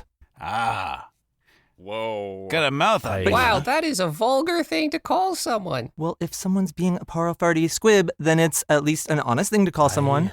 That is like calling a again. person a asshole and a whore and a paro-farty squib all at once, that insult is. I mean, You don't say that lightly. no. My bird says it all the time. Oh. So, would you say you go shooting your mouth off like you go shooting your cannons? Yeah, whatever. I'm a sailor. I see. Were any of the vessels you worked on before, were those pirate vessels? A couple of them. I see. I did it for the money. I'm not like a pirate for the cause. If you'll pay me, I'll do whatever you need to do. I just need a job. I'm kind of running out. Oh, good old Captain de Deserm relates to that deeply. See, thank you. I'm convinced, boys. I vote for Tammy to join the ship of the Purng Kiln. Do you have any dietary restrictions or anything I should know about? No, but I want those fucking cookies. Okay, yeah, we can arrange that. Well, the thing about the Purng Kiln is everybody's got to pull their own weight and work together. And if we do that, we get through. Now, I would say I'm a bit concerned that you might not be a team player. Do you have any friends who might vouch for you? You know, someone in the line. We used to be friends, so does that count? Well, I mean, a character witness of sorts is always a good idea. and you hear from the line, "Tammy Tawarki's full of malarkey." Oh my god! Buttface, take that back. No. Okay, we're not friends, actually. I like leans over to Bumbo. I'm a little worried about blowing up with gunpowder. Did you say that loud enough for? No, that was like sort of a whisper, a light whisper to Bumbo and the captain. Oh, but she has such a compelling tale of needing monetary funds. Captain, everyone in this line is going to say the same thing. Mm-hmm. Or else they It's wouldn't be the out most here. relatable thing to me. Yeah, I don't think anyone would come to the Purng Kiln and not be strapped for cash. Oh, well. If you outvote the captain, there's nothing I can do about it. I didn't say no. I want to talk to your friend. And he says, Aye. friend with an edge. I agree with Bumbo. You see a tomboy, little gnome girl pop out of the line and run ahead. She's got big old freckles and like hair that's like red and twisted up, but like it looks like they tried to groom it well, but it's all kind of like still sticking out in odd directions. And she's got a little crazed look in her eyes. She says, "Tammy is the second best gunner that I know, and I'm the first." Yeah, right. Tawilba Twitch is what they call me. And pleasure to meet you. Well, could you give a shot on the cannon then? Absolutely. And she rolls a 15 as well. the cannon fires. Sonny runs back to the edge like, that shot seemed exactly of the same quality as the previous one. Mine was done with more style. Oh, whatever. Yours was done with more luck. And she sticks out her tongue. Well, we You are definitely such a cannot brat. hire both of them. There's too much animosity here. Wait, would you hire both? We've worked together before. Oh. Because we could totally get along if you need us to be nice. Just as long as I'm the first. Oh my god. No, you don't need to qualify who's first and who's second, okay? Unless we have daily competitions. Are you guys gonna shoot off cannonballs every day without warning for a competition? Not without warning? No. Mm-hmm. Without reason, then? Definitely not without reason. Yeah. What? Do either of you have any other qualifications? I'm really good with fire magic. Look. And she shoots a little ball of fire into the air. I'm really good at fixing stuff. Cam says, fire! Keep that away from me. I don't like fire. I shot it into the air way off into the sea. Don't worry, dude. Okay, I am a little worried about that. It's time for us to move this one along. Let's get a little consensus here. Ayamun, how you feeling?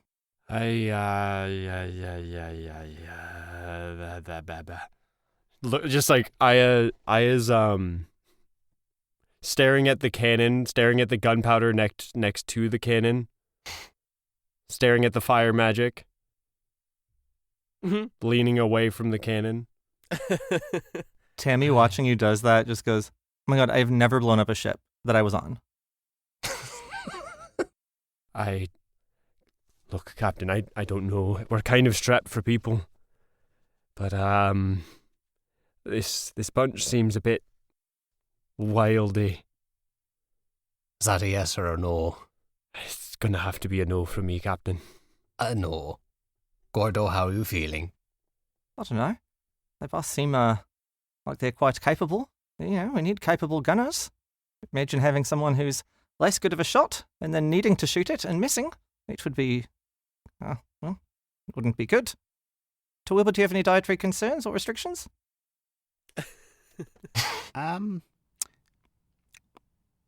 No. Oh, good. Yeah. So, no special recipes needed. They get my vote, both of them. I say, why not both? A yes from Gordo. Excellent. Bumbo. Well, I mean, they're good shots. I don't know. Do you girls fight too much? You know each other, don't you? Yeah. Yes. I mean, We don't fight that much. we've never hit each other, if that's what you're asking. That's true. Well, I don't know. They probably take up less food than a full-grown adult. Maybe? I don't know. Yeah. Gonna go with a yes. All right. Yes. Yes from Bumbo. Cam, how are you feeling? That's gonna be a big old no on both for me, Captain. I don't want to burn and die. I would like to stay dry and not on fire. And not have holes in me. Thank you. That is fair. That is very fair. And I hear your concerns, Cam. But the captain, me, was very convinced by the sub-story of being short on funds. It's a yes from the captain. Yes! Get on board, girls. Tammy turns to Wilba and just gives her a hug for a second, and then she's like, ew, why did I do that? Tawilba just looks kind of confused and, laughs. You Bewildered. weirdo. Or it takes one Right, one. on the ship next. They rush on the ship. pass by Sonny who's like, I feel like that's going to be a very contentious relationship on this crew. Tammy Tanarchy and Twilba Twitch. The tease. Sure. Does anyone else have one? Because I do. I do. All right, go ahead. And I am third, so I should be third. True. That's why we're going in order of last season. This Kind of. man, human male man, walks up. He's just got, like a buzz cut or really short cut, like brown hair. He's got a tool belt on. You can tell definitely, like, some carpenter's tools and things. He sort of walks up very straight backed with good posture, but his eyes are like just wide open, just staring directly at everyone. He walks up and he doesn't say anything and just keeps staring. What's your name, fella? Carl Carpenter. I see. Are you a carpenter? Yes. Did you have the name before the occupation? Family business. Fair enough. Have ye been at sea before, Mr. Carpenter? Yes. You have any dietary concerns or restrictions? No. Can you say more than one word at a time?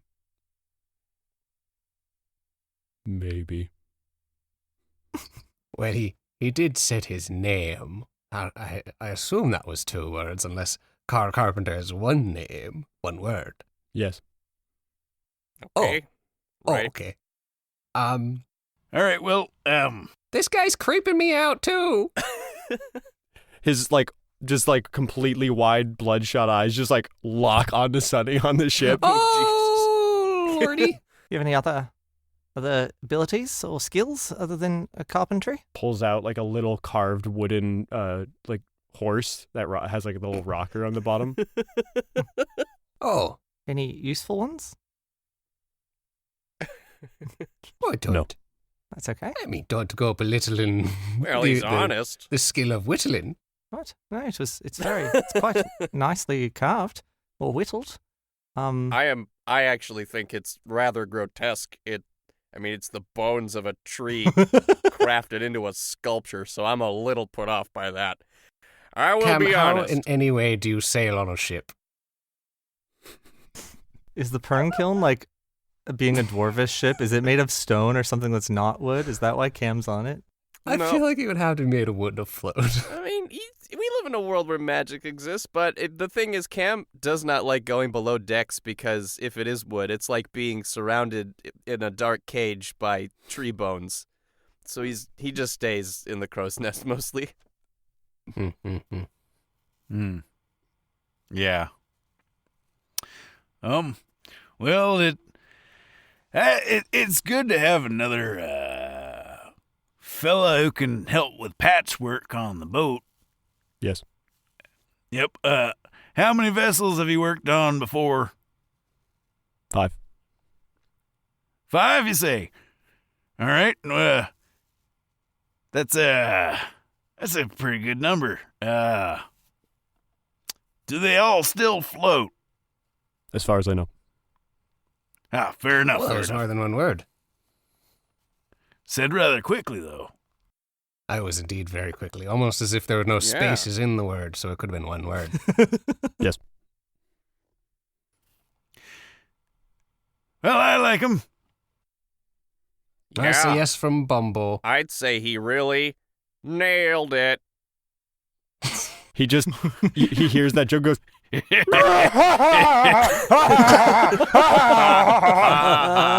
Oh, Oh, that's quite a laugh. a lively laugh. I like you. It's a yes for me as well.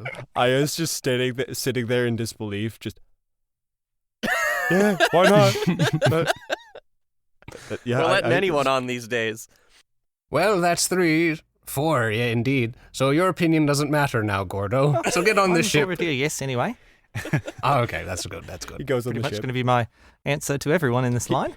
He walks stiff-backed with stiff arms onto the ship, just like fully rigid, just...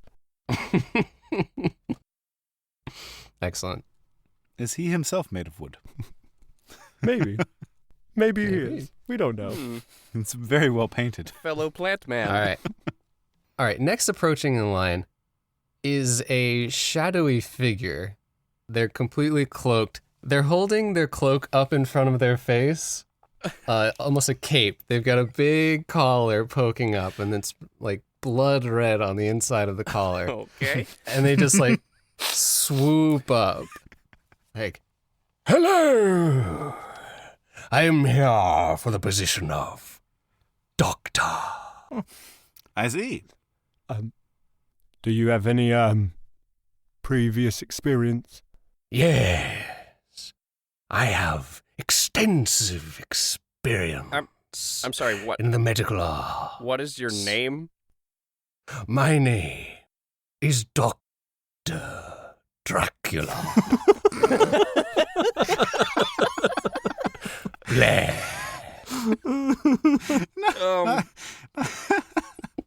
All right. Got to ask. I really must. Do you have any special dietary needs or restrictions or concerns? Ah, 'tis good you asked, indeed. For yes, I do.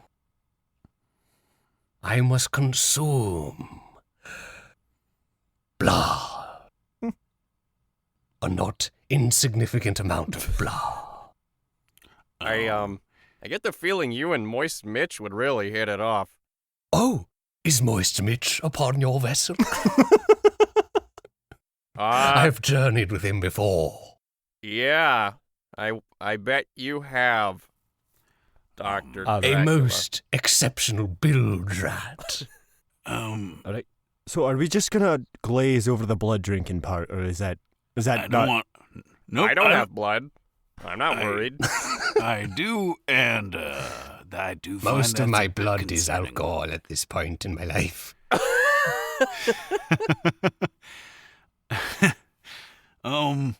What kind of blood do you need to drink? That is a good question as well. And I understand your concerns. But worry not.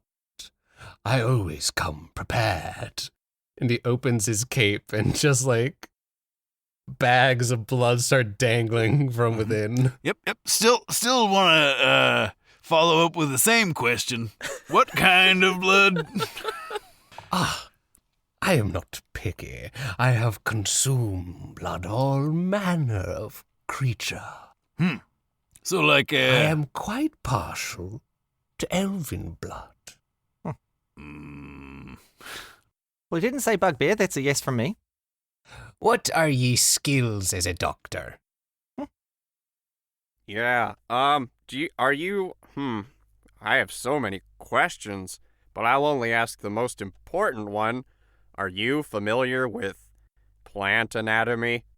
Am I familiar with plant anatomy? Yep. that was my... the question that he asked. No. All right. I have never tasted of the blood of a plant.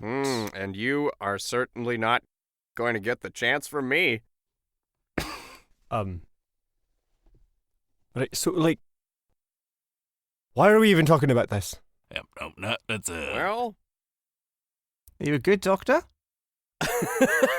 I am a fantastic doctor. And if you need a character witness, why not talk to Moist Mitch? Have you ever saved many lives? I've saved. I have saved numerous lives. If you These hands, he reveals them. They're long and thin and bony, and they have long nails. These hands have nursed to life hearts that have ceased to beat. oh my They have God. filled the lungs of those who have ceased to breathe with the air of life. I'll say that's quite impressive. So this guy's like a vampire necromancer, right? That's the vibe I'm getting. Oh, Yep, that's Well, thank you for interviewing. I think we gotta confer on this one. I'm gonna go with no. Well, no, he didn't list bugbear as one of his favourite types of blood to drink, so it's a yes from me. I can't believe we're even like talking about this right now.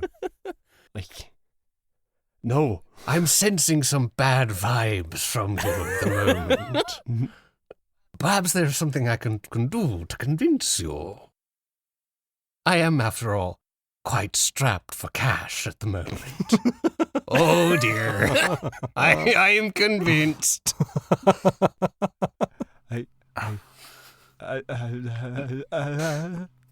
Captain, I guess- everybody in this line's gonna be strapped for cash. I guess I I have have a to question. be the tiebreaker. Oh, Question no, that I think Gordo. is on everyone's mind right now. Do you ever drink the blood of your crew, or those you know, or is every vial contained in your fancy apparatus people you didn't know? I swear upon my undead heart that I would never consume the blood of those who had not agreed to it beforehand. Only willing participants. All this blood, he opens his cape again and the bags just dangle some more, were from most willing donors. Insight check. I only rolled a 9 may on my roll the insight just insight. now, so I believe him. Gordo doesn't roll insight; he just trusts everyone. 19. That's a 21 from Bumbo. Okay. Just gonna roll a die here, real quick. It seems to be pretty on the level. You know what? I'm abstaining from this one. I feel like I have no reason to fear this man. I'm gonna throw my vote over to Sonny, see what he says.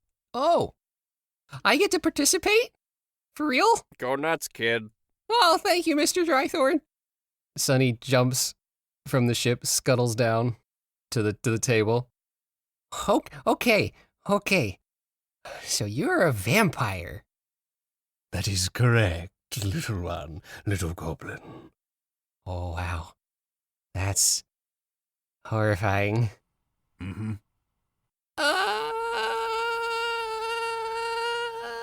Sonny just shuts down. If we need another vote, maybe we could ask Ramsey. We might as well I ask think we Pecker should. while we're at it. Seems we're at 2 no's and 2 yeses. Yep. And the cabin boy has had a mental breakdown. Let's get the bear over here. The final vote. Ramsey, come over here, boy. I would actually like to hear what Pecker says. Well, he's currently asleep, but if you really want, I can wake him up. I mean, it's up to you. All right. Give me a second. When Ramsey comes over, his face is just covered in cookie Yes. crumbs. Covered in cookie crumbs. Absolutely. Well, I guess Oh, that answers that question. Dr. Dracula looks at the bear. You have a bear aboard. Fascinating. You ever drank the blood of a bear? I have. I changed my vote to a no. Oh, Dang it. Cam was like reaching up to his hat, and then he stops and says, "Oh, thank God." The fact that this was even a problem, like even a question, is a. I really Amazing to should me. have just said no. Dr. Dracula stands there, glaring, his eyes narrow. You reject me, Dr. Dracula? Yes. You will rue this day, members of the Purng Kiln. You will regret. Aya sort of the starts hiding day. behind Bumbo's shell a little bit, as just like. You will regret the day you crossed Dr. Dracula. And he aways. Dramatically turns and flips his cape, I'm sure. You know, Well, I have that's, to admit, I'm sort of glad that we said no to someone, just so that it wasn't all yeses. Sort of evens things Well- out, you know? We still don't have a doctor. I can perform rudimentary medical procedures with my magic. But that's about it. well, yeah, I can too, but it is better to have a dedicated doctor on the deck. This actually kind of makes me wonder about Moist Mitch. Honestly. Yeah, I'm now a little suspicious he might be a vampire himself. Should we conduct a second interview with Moist Mitch? He's already on Really board, want isn't he? to. Yeah, he's already Or- made himself comfortable down there. I'm not going to get him. Yeah. You seemed pretty honest about Yep. only eating rats and other things that have found their way into the bilge. I don't think that's too much to be concerned about. Yeah, he seemed to enjoy the prospect of that a little too much. What? At least someone is. Otherwise, they'll just sit there in piles. A man walks up to the table, tall, muscular, hair long, flowing, just ever flowing in the wind. Ho, ho, ho. Hello. I am here that you're in need of a doctor. A doctor of the soul. A doctor of love. That's a yes from me.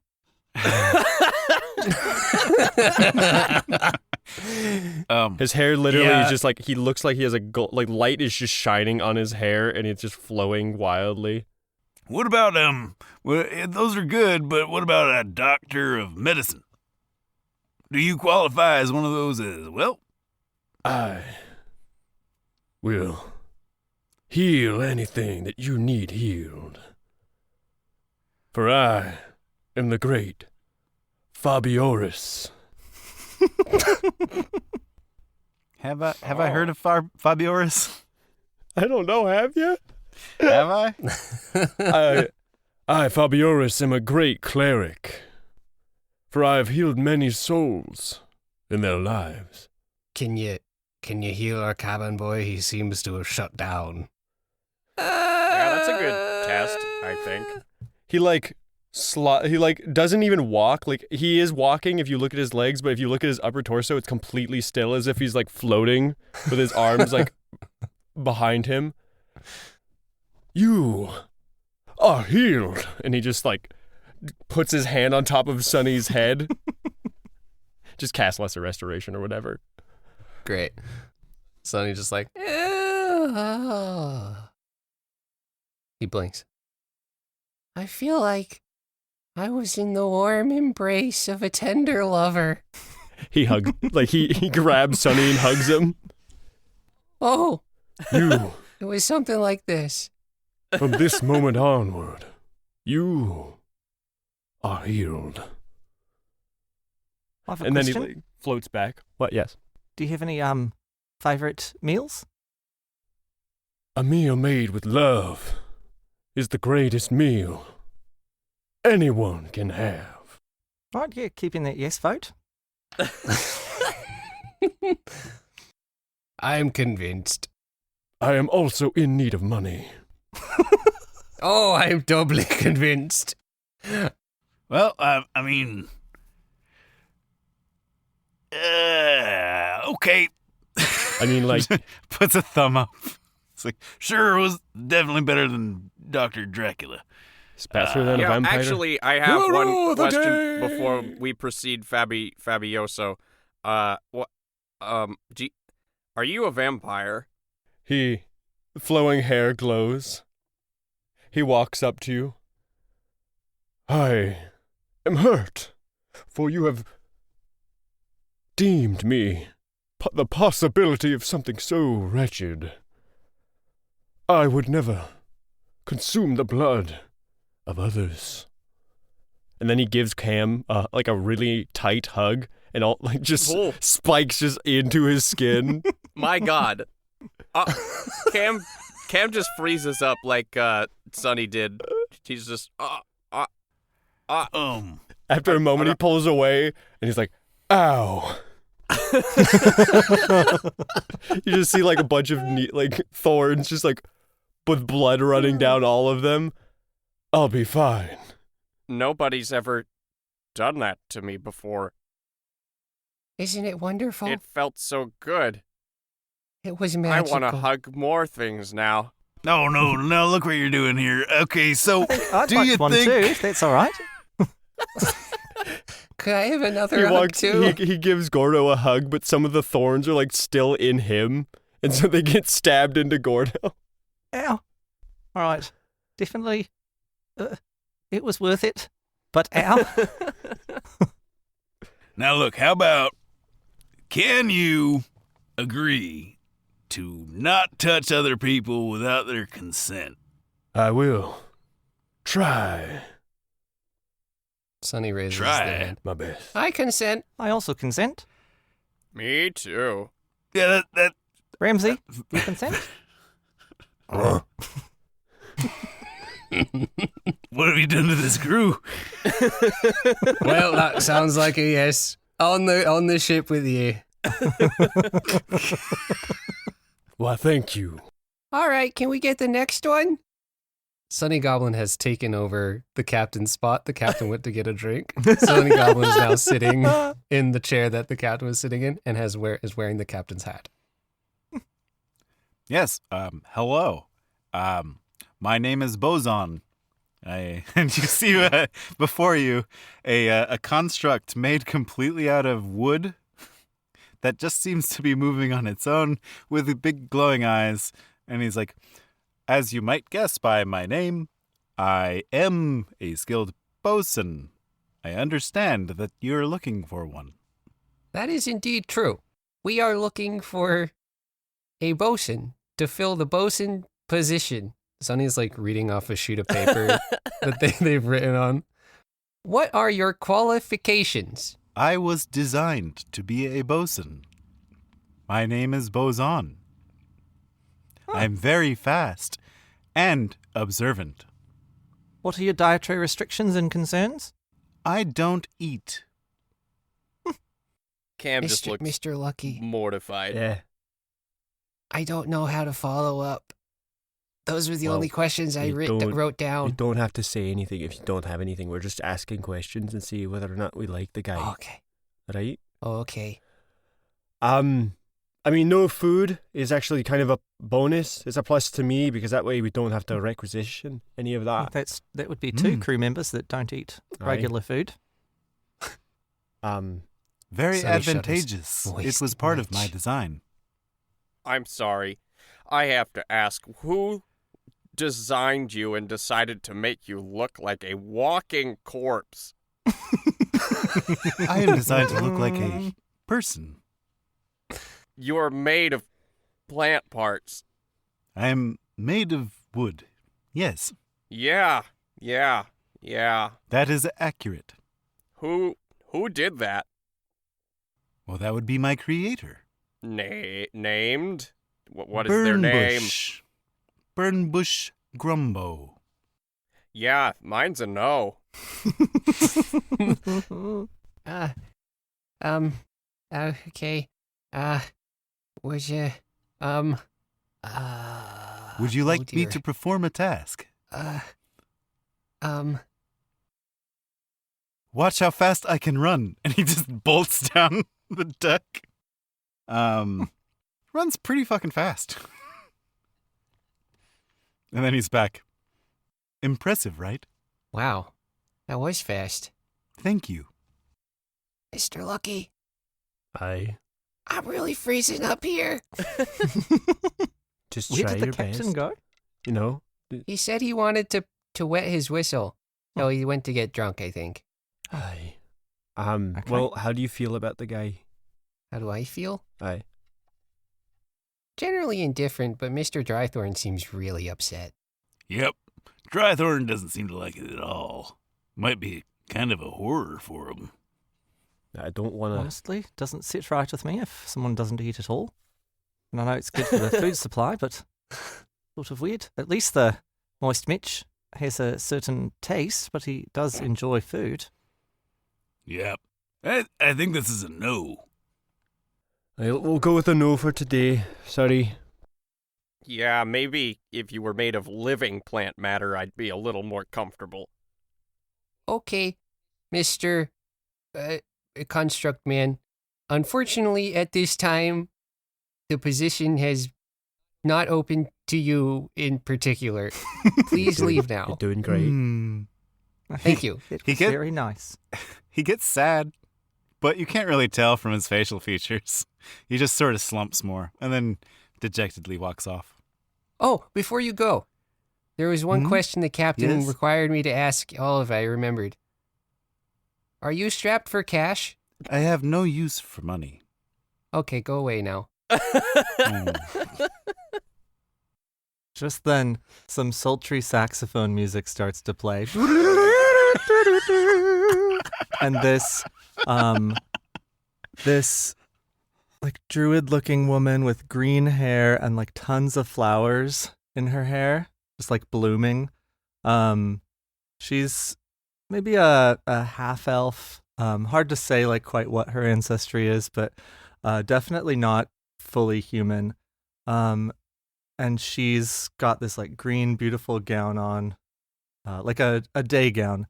And she, like, her hips kind of move side to side as she walks up to the front. Hi. Hello? Pleased to meet your acquaintance. What is your name? The name's Drew. It's short for Drusilla. Pleasure.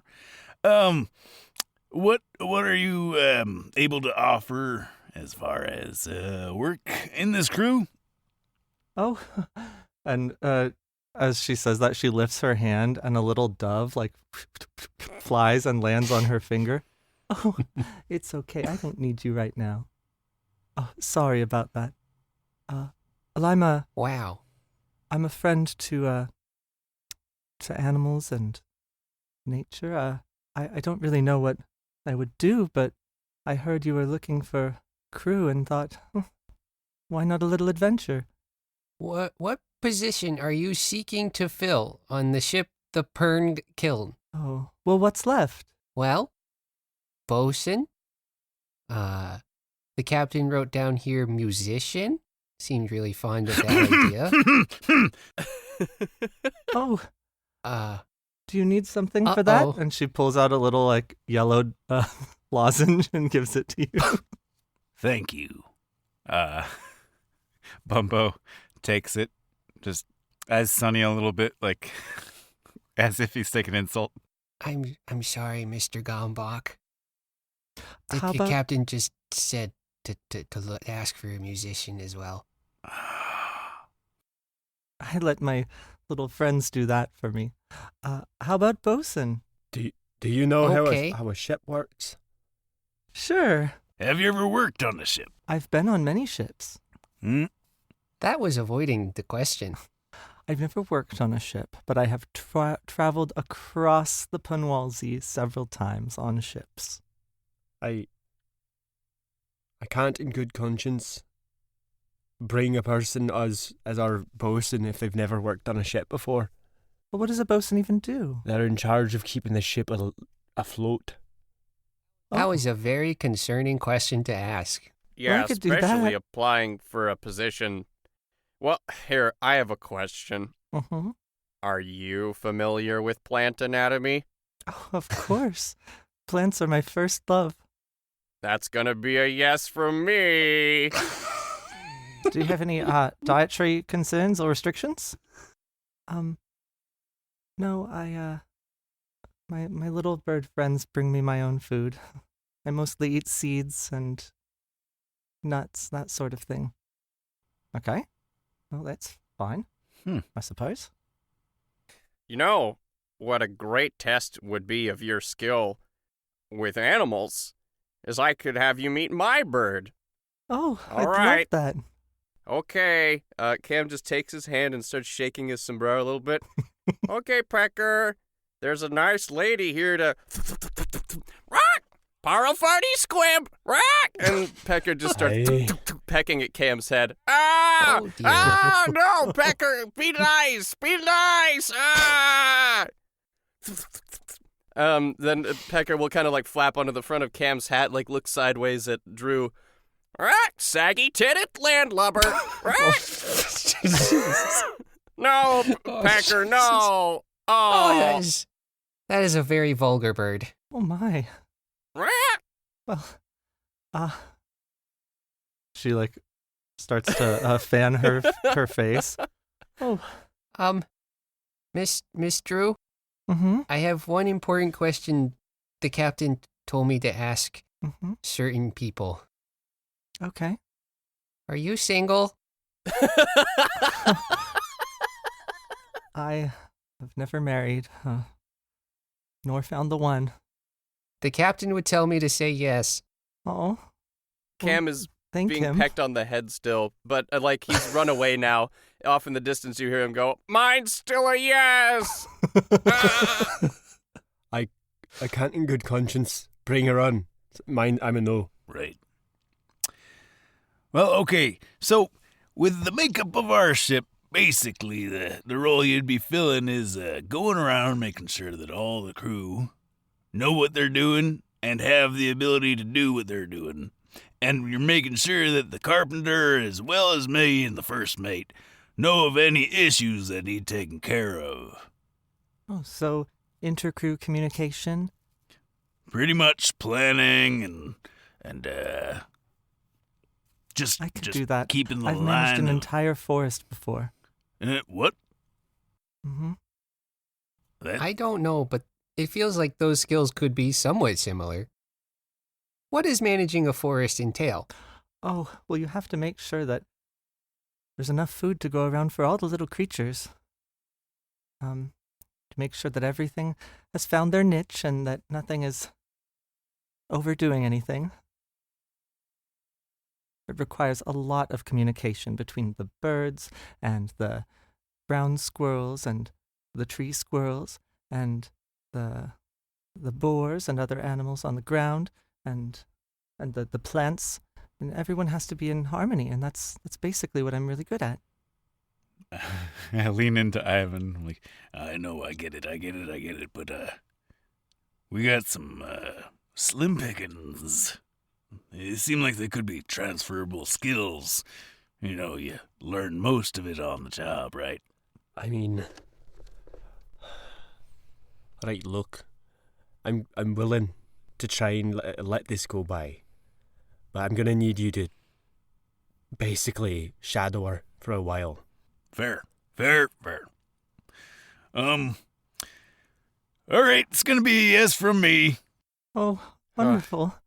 Cam returns to the desk. Pecker looks like he's calmed down. He's just perched on the end of Cam's staff. One last. I'm sorry.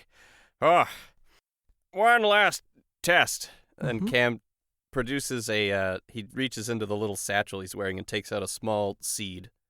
Looks very like a walnut almost, and he hands it to Drew. Can you make this grow? I think it would need a lot of love and water, of course. But possibly, I can tell it's special. Oh, I mean, it really depends once it sprouts, see? Cam will take it back, and he'll cast Druidcraft and just make it sprout. Oh. And it's just like a little, like, green, kind of thorny little vine comes out. Doesn't look very special. Oh. Nope, this one's not going to do it. And Cam just tosses it in the ocean. I'm always confused by the things that you hold dear, the things you don't. She pulls out a little, like, handful of seeds and takes a little sunflower seed out and just goes, ah. And then it, like, starts to sprout, too. Do you want to throw this one in the ocean? No. I was game you probably play? going to go have Pecker pick that up later. It was more of a gesture than anything else. You can keep it. Oh. She puts it back in her pocket. So is that a yes or a no from you, Cam? Oh, no, big yes. Big yes. Big Great. fan of what's going on here. I think that's a yes Okay. from me, too. what it's worth. Okay. Congratulations, Miss Drew. As the number of crewmans who have voted yes exceed the number of crewmans who have voted no, you are now welcomed upon the ship the Purng Kiln as bosun, if you accept the position. I gladly accept. Accept. Wonderful. I gladly accept. Just delete that first one when you do the post-production. Okay. That's not my job anymore. Well, are there any other takers out there? What other position do we have? The captain was insistent upon musician. I sense your angered glare, Bumbo. I mean, what? He wants one, like, to accompany me? What is this? I don't. Mr. Fine. Lucky, Bit upsetting. What? Huh? I think I've offended Mr. Gombok and I don't know what to do. All right. First off, it's not your problem, it's the captain's. Okay. Second, all right, Bumbo. I'm assuming it's for when you have to have other duties abound. So we can at least have something playing. You've got to keep your hands on the elm, you know. Yeah. I'm sorry, old friend. I know, I understand, but Well, you guys are talking. A large, muscular half-orc wrapped in nothing but that looks like an old ship's sail as like a toga, like a rope around his middle, and he's just carrying a big old like piece of mast as a club behind him. He just boom, boom, boom, walks up to the desk and stops. He's got a whole bunch of like snaggly teeth coming up, like his jaw's really jutted forward. Me, Krungus! Oh, wow. You're huge. Yes! so you're here for the boat. Yes! Krungus won't sail the seas! Okay. Mr. Krungus, what position are you seeking to fill upon the boat the Purng Kiln? Krungus just lifts up the mast and slams it down onto the desk. This is a big no from Sonny Goblin. I don't. I mean, from Gordo? I don't know. Like, Krungus kill sea monster. I mean, like, with where are we going? That might be a important thing to have. Krungus want kill sea monster. Bring back to tribe so Krungus can be man. Ooh. I mean, Bumbo, what you think? What do you? Well, considering where we're heading, those skills might prove useful. Can you, Krungus, use any other, weaponry aside from a mast? Krungus master of many weapon, like rock and sharp stick. How about a harpoon? What harpoon is? Like, if there are any visible, I point to it. Yeah, there's a harpoon nearby. Sharp Yeah, stick. Krungus can use. Can you throw this at that buoy out there? Okay. Krungus will take the harpoon, holding it backwards, and just toss it at the buoy with his full strength. I got a 7. I mean, he was really strong. It flies. It passes right by the buoy. I mean, Krungus just throws both his hands in the air in victory.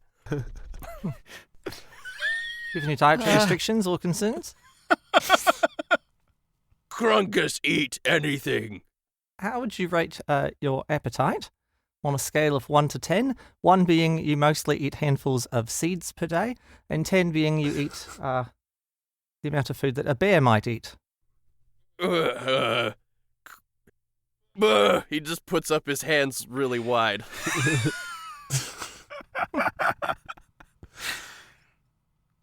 I mean, Nine or like, 10. We had lots of Ramsey just goes "Rrr," and rolls his hands really wide. Yeah, no, those are about the same, I think. Yeah, that's about that wide. Yeah. So I We think have that's a 10. appetite of bear. And he points at Ramsey. Right. I I have one important question that I am required to ask certain people that the captain has asked me to ask them. Mr. Krungus, are you single? Krungus not yet have mate. The captain will require me to say yes. However, Sonny Goblin is very concerned about being stomped upon. I understand your concern, Sonny, but I'm gonna have to say yes to this. This is actually the first person I feel like we can entrust with doing anything on board other than maybe like Carl. I'm concerned about food supplies. I might have to say no to this one, just because we've already got a bear. And It is a lot of food. I mean, I think with our current I don't need food. I just eat the sun. I mean, he'll basically just get Mitch's portion. No. Yeah, and mine. And Miss Drew's. All right. Actually, like most of the people we've brought on board eats don't eat seeds. much, so A I think this is significant fine. number of the people we have approved to join the crew. It's all about net even that. A very peculiar diet. Well, I guess the only skills that Mr. Krungus has here is beating things with large objects. Is that accurate? Right. Yep, I'm that sensing seems to be yes. the case. Yep.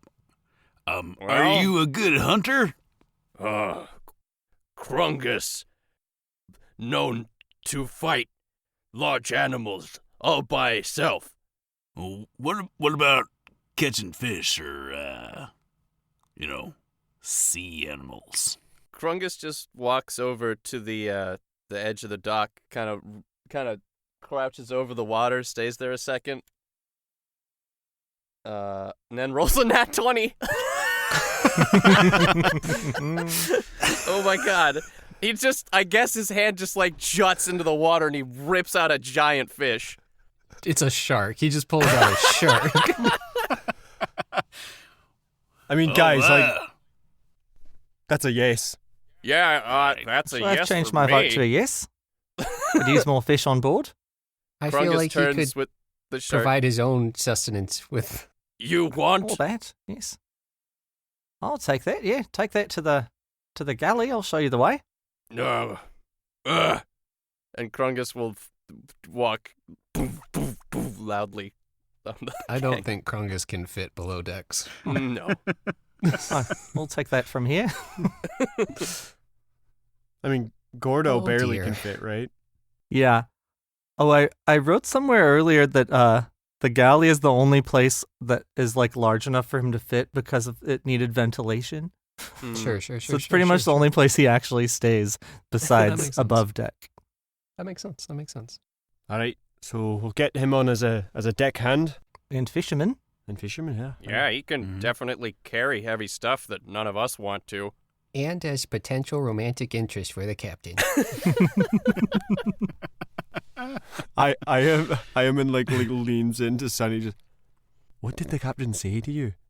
He said he's really lonely and he wants to settle down after all of this. So if anyone seemed really hot, like a lady, or really bear-like, like a man, he'd be really into all of that. Really, he just said anyone who's not a super creep, just ask him if they're single. Or specifically made of wood as some sort of automaton. He was really not into that idea. It was very specific. I didn't know it would come up. Are there any more people like around or in a line or whatever? There are, and all of them have musical instruments.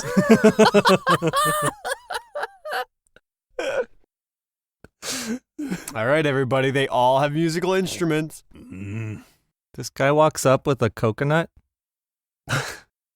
It's like a coconut that's been cut in half, and he just starts playing it.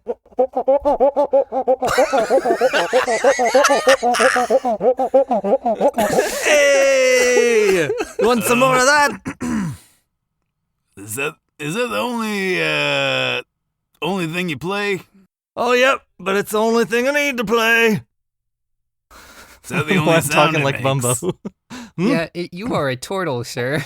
Yep. I'm a turtle. Yep. That's the only sound it makes. Found this on the beach. And Wow. I don't know, thought maybe I'll be a musician someday. Found it yesterday. Please tell us your name. Name's Jumbo Doorbach. All right, that's a no. That's just a solid no for me. Oh. As much as I really appreciate you rubbing plant genitals together, I think I'm good on this one. Oh, Durg. Yeah, in the interest of Mr. Gombok's feelings, it's going to be a hard no from Sonny Goblin. Oh, okay. The captain would like to know, however, if you are single. Oh, no, I got a whole mess of people I'm dating. You may leave now. He leaves.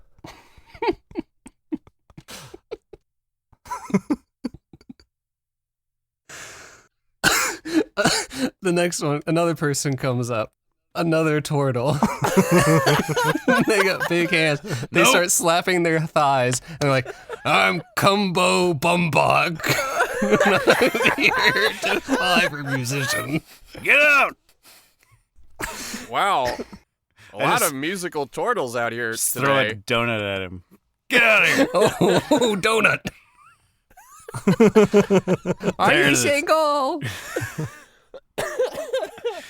At that point, a half elf, male, mid-20s,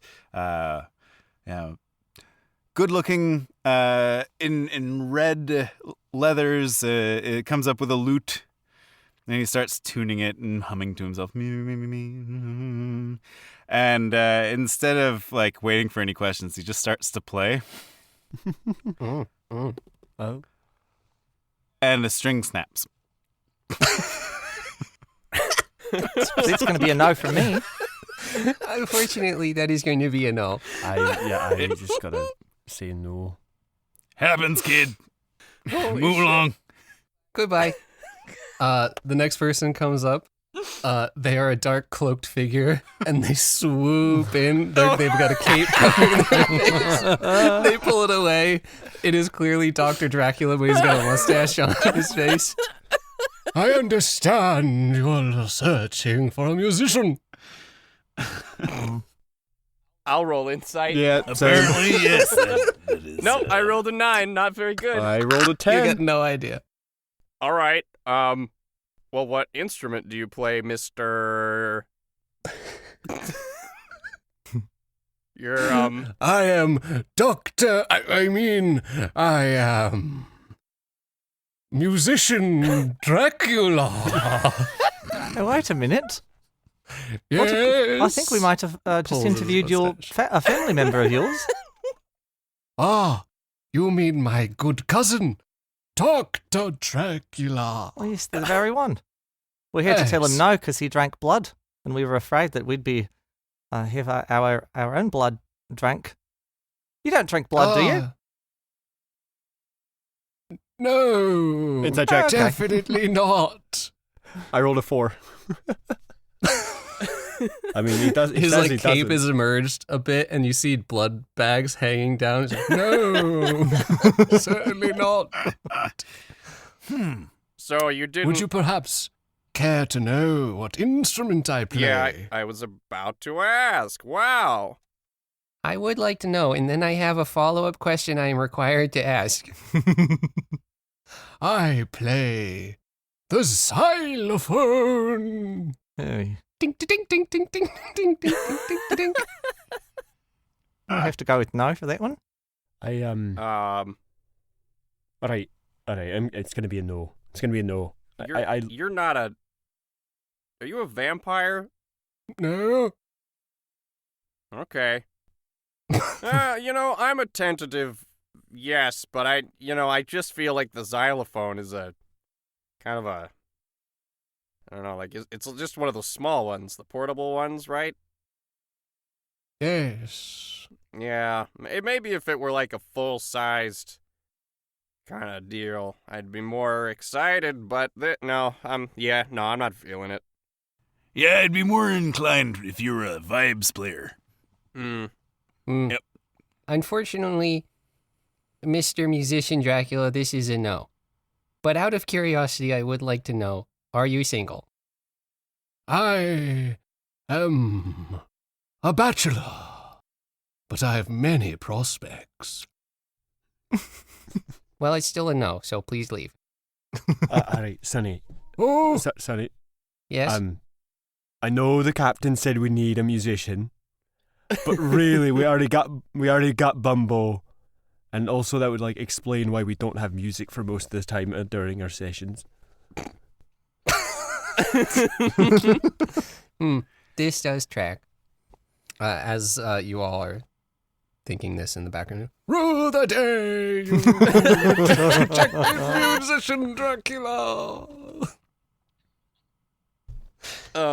Yeah, as everyone's conspiring, another person, it's a human clearly dressed up as a turtle carrying a flute. Oh, I'm sorry. Fascinating. This seems a bit offensive. That's not appropriate. What? What's wrong? I'm Piccolo Pete. Why are you dressed up as a turtle? I saw everybody else look like one, and I thought this would help my chances. I can play the piccolo. What? Out of curiosity. Piccolo Pete, not even listening to Sonny, just suddenly starts deep-throating the piccolo. Just shoves it down his throat. No. It's going to be no. That's not how you play it. I thought I appreciated the hustle, but that's just weird. He just takes it out of his throat. See, pretty good. No wonder musicians are such a rarity. The captain would tell me to say yes.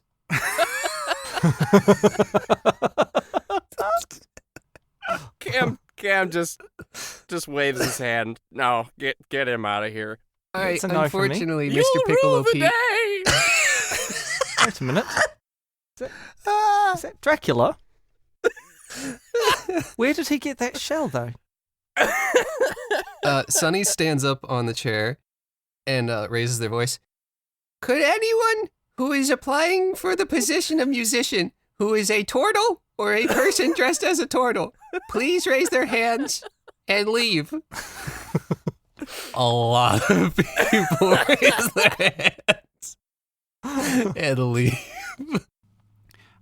One person who doesn't leave is a furbolg who just kind of meekly walks up. He goes, well, hi there. Name's Garrison, and I'd really like to try out. Okay. And he pulls out a little recorder. Oh no. Uh-oh. And he starts to toodaloot.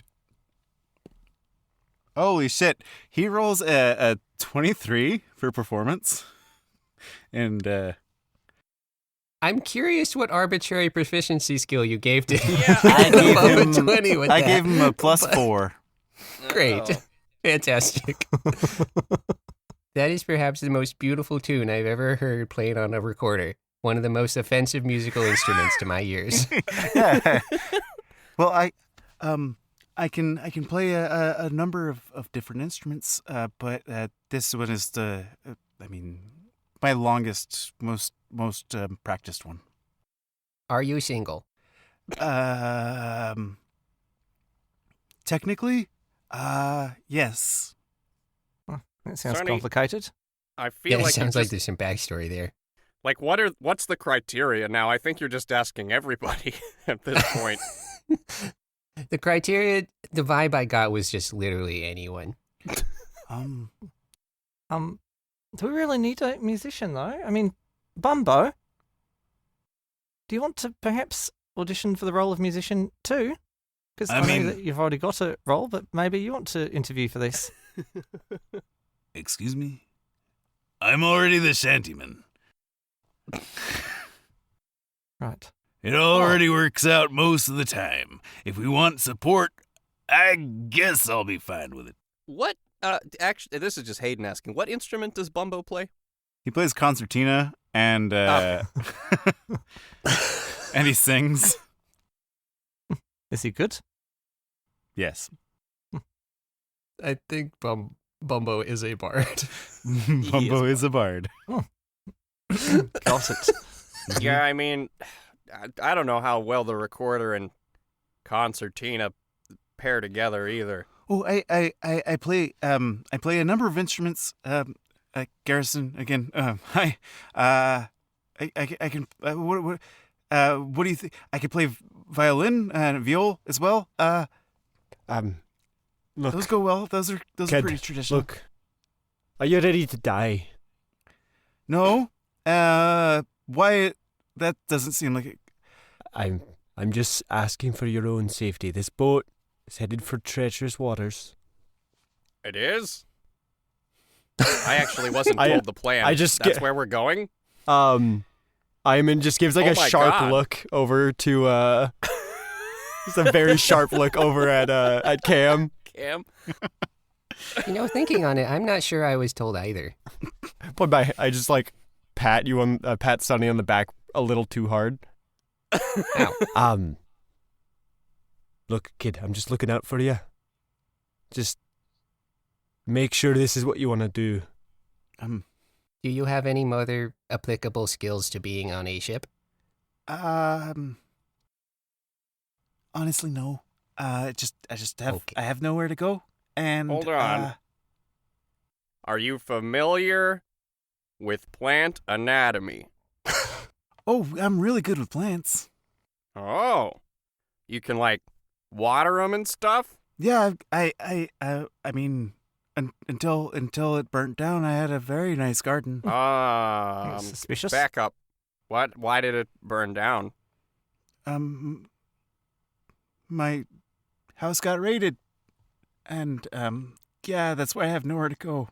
So you're strapped for cash, is what I'm hearing. Yeah. Do you have any dietary needs or concerns? I'm vegetarian. Oh, that's going to be difficult. It's mostly meat and fish. Eat exclusively Mostly plants. like mushrooms and grains. Fish, I mean like maybe a broth, but I don't like eating the meat. That's going to be a no from me. Well, he says he can take care of plants, and if we can just check this box, and I feel like this bid is starting to overstay its welcome, so we can get rolling. I'm gonna say yes. If you really don't have anywhere else to go, then I'll say yes. Well, that is 3 people who have said yes, I think. Wait, you said technically single? He was technically single. The captain would tell me to say yes. Yep, I am not in a relationship. That sounds traumatic, and maybe we'll dig into that someday. Did they die in the fire? No, Oh, that's good. I lived alone. This got real heavy. All right, on the ship. Yeah, you're in. Sorry, Garrison, for delving up any, traumatic memories. Yeah, they're kind of always at the surface. Yeah, we can always make new ones together. He just looks at he like starts to smile and then like looks at you like, what? Never mind, you'll be just fine. Okay. And he excitedly picks up his bag. Cool. So Garrison gets on the ship, leaving one person in line. It is a drow in a big floppy hat and very fine clothes. And he's like, are we ready to... We've embark already on filled this? all the positions. Aya stands so no, up. I'm sorry. We'll have to turn you away. Aya stands up. All right, I'm sorry. everyone, this is Belle. This is who will be taken over to Gum. Ah, okay. Girdle gum? That's a long ways away. I gotta stock up on fertilizer. Any dietary restrictions or concerns? None of note. I take it you're the chef. That I am. A rather handsome-looking one as well. Well, you feel free to stop by the galley at any time. Happy to show you Are around. you single? Sonny, What? they're not going on the crew. We're transporting them. Oh. Yep. This is our customer. Aye. Right. Yes, I am Belle, and I have hired your ship to escort me. I look forward to sailing with you all. Right, Sonny, can you take them to their quarters so they can get settled? Yeah, sure, I can do that. This way. Welcome aboard. Thank you. Thank you. And they go aboard. Oh, well, yeah, glad that's over. Aye. It's just... I'm a little afraid of this trip, you know. Okay, can we maybe get all on the same page here? Where are we we're going to the name of that kingdom. The name I forgot Gum. just immediately. Yep, that's the one. Well, that's a pretty long journey unless we're taking, as the navigator partially. I shoot Cam a pretty sharp look again. Oh, well, another one of these trips, huh? You didn't tell me we were signing a lot of these people on for potential, death and dismemberment. I might have voted a little differently. Well, I'm sorry about that, but kind of needed to move quickly. To be fair, that is most of the trips that we take. Yeah, it seems to be that way, even when it's just your standard run of goods and services from one port town to another. Somehow, danger just seems to keep finding us. Maybe the captain's cursed.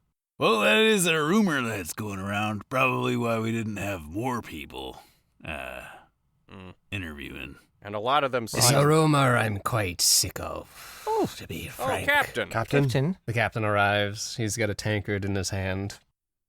How did the recruitment drive go after I left? Terrible. It went quite well, actually. We filled all the roles we were looking for. Got a bilge rat, 2 gunners, a carpenter, doctor, bosun, a deckhand, who is also a fisherman, and a musician. Very nice.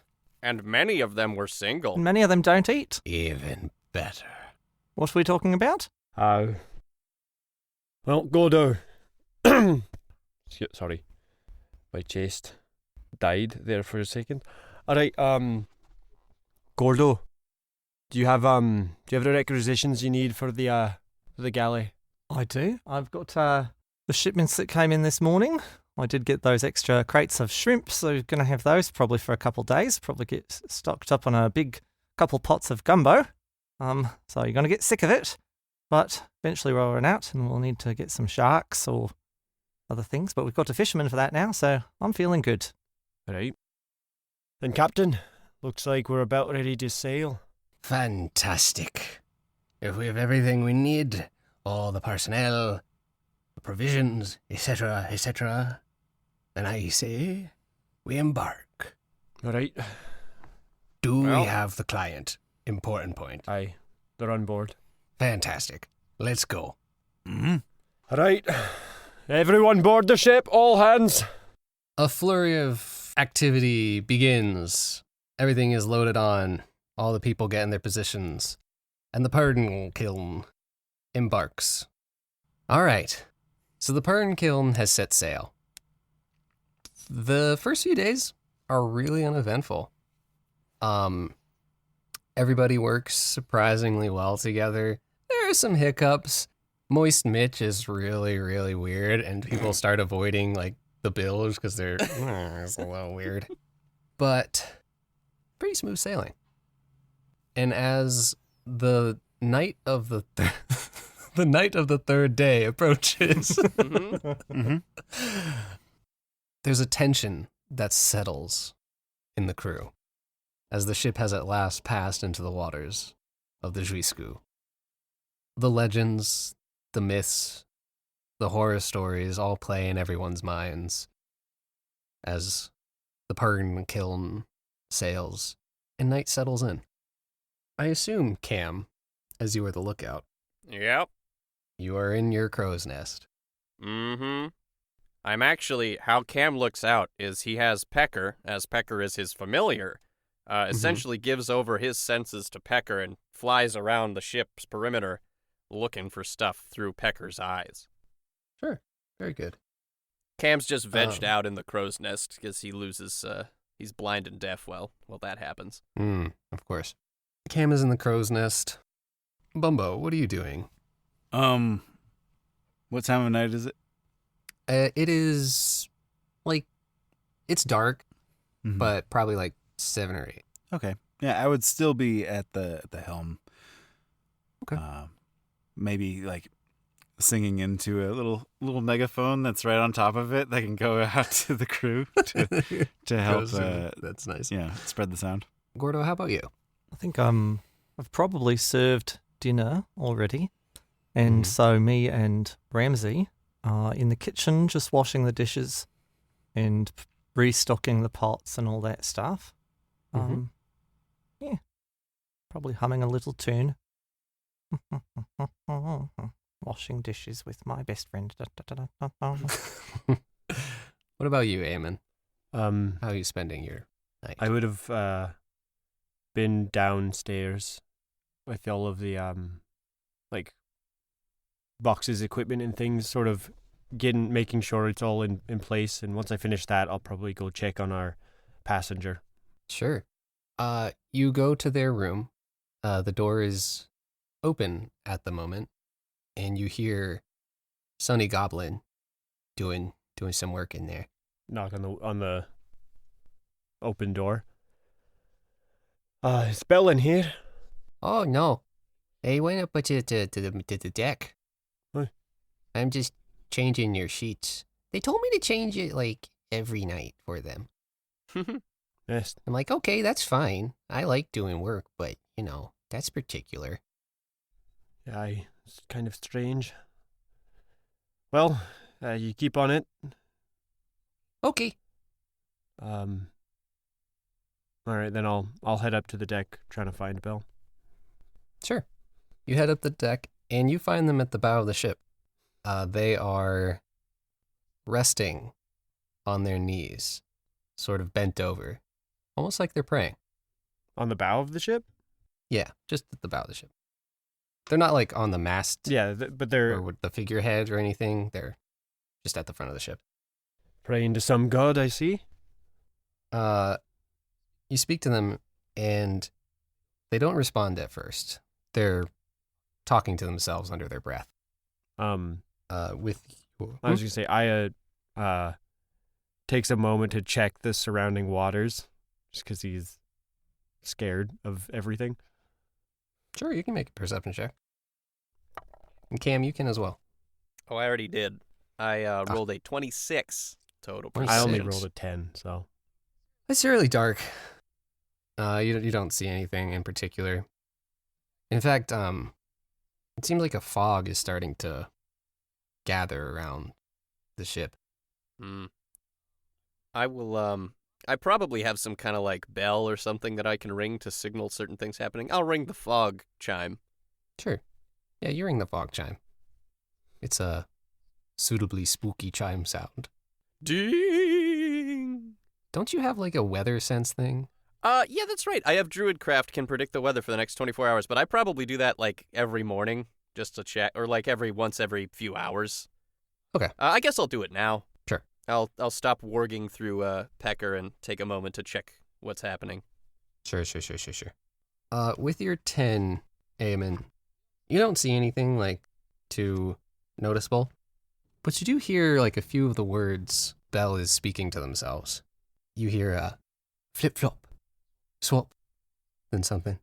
Oh, tree-born monarch. Most awesome toad. And then they do a little motion and turn to look at you. Ah, may I do something for you, Mr. Lucky? He steps away from the side of the boat before she moves.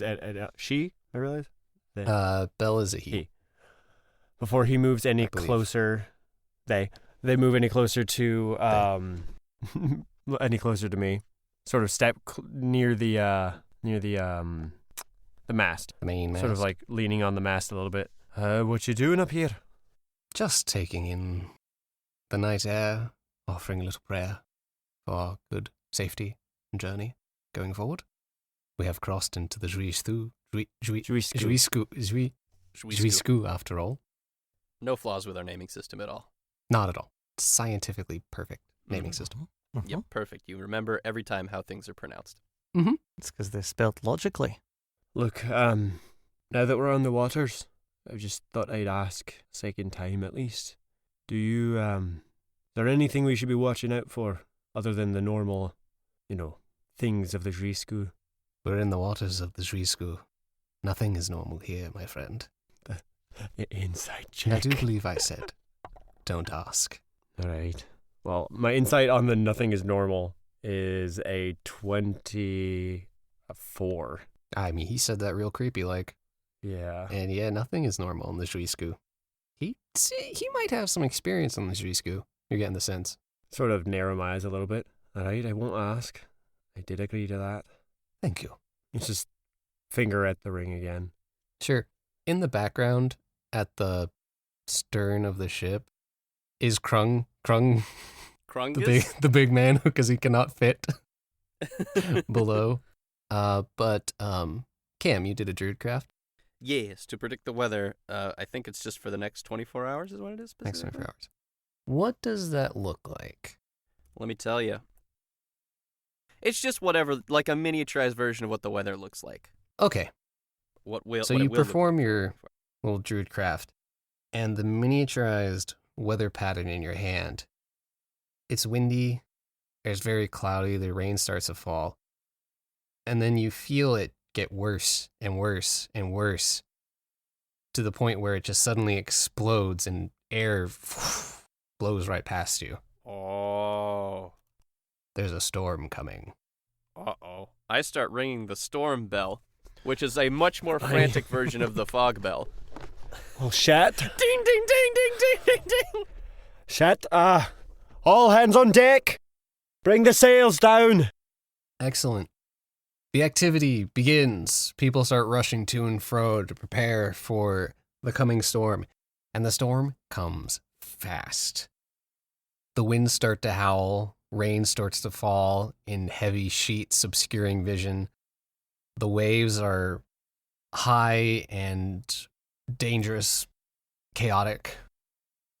Waves hit the side of the ship and break over. Big splashes of water cover the deck, starts to fill through holes and portholes and everything. Moist Mitch is having the Voice time of Mitch his is life. off. He is busy. He is busy. Everybody's running to and fro. And the captain comes on deck and he's shouting commands into the air, which Ayamun then relays in a louder voice to everyone. Bumbo, you're at the helm doing your best to just like keep the ship steady. Gordo, you're keeping everything secure in the galley. Hold the cupboards, everyone's- Ramsey. Hold the cupboards. Every once in a while, Ramsey just like takes an opportunity to grab something and just stuff it in his mouth. Sonny is running back and forth, like just like bringing people things and doing cabin boy things. Cam is going to be in the crow's nest casting augury as a ritual to figure out if they're going to die or not. Yeah, you cast that as a ritual. How does augury work? Augury is just I Is this cast the some wheel of bones. That's Woe wheel and thing. woe, or Wheel wheel of woe. and woe. Yeah.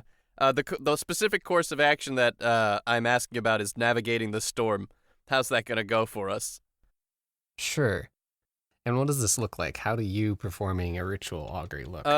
Cam is essentially, he's crafted a very, very small, like, fire up in the crow's nest. He's like covering it with like a tarp, trying to keep it lit, and then he's like casting bones into it to see how they like, kind of like, it's like reading tea leaves, essentially. Sure. There's like a flickering of light from up above as like Cam has just lit a fire in the crow's nest. You roll your bones and a shudder passes through your cactus body as it lands on woe. Oh no, it's woe. Cam starts ringing the woe bell. He just has a metal pipe that he slams against another metal pipe. So many things up there. Yeah, he's got a lot of little... He should be the musician. He's got so many bells and whistles. No, you know what? It's a whistle. It's the woe whistle. The woe whistle. The whistle. Nice. He blows the woe whistle. The woe whistle. The whistle. The The whistle. whistle. And those of you with a high enough passive, so Ayamun, Cam, and Bumbo, and the people who are on deck, so not Gordo, and Sonny has a very low passive. You all take note of Belle standing at the bow of the ship, stable, just seemingly unbothered by the rocking of the waves and the water splashing. They'll get covered in water every once in a while as the waves splash on them. They just don't move. Thunder cracks, strikes. You see thunder. You see lightning like shoot down and hit the waters some distance away. The waves are getting taller and taller. And Cam, with your very high passive, I'm very perceptive. you notice some distance away, not too far, but still a little ways away, a flickering light that suddenly goes out. Well, I don't have a bell for that. Cam's just going to attempt to yell down to Bumbo. Bumbo! Over the storm. Yeah! There's a light on the horizon. Is it starboard port? Yeah, it was starboard. It's on our starboard side. I saw it flicker on and off. Did it look like a flame or like a bright, like a lighthouse kind of thing? It was more like a flame, Okay. not from a lighthouse. Did I notice Looked like a flame.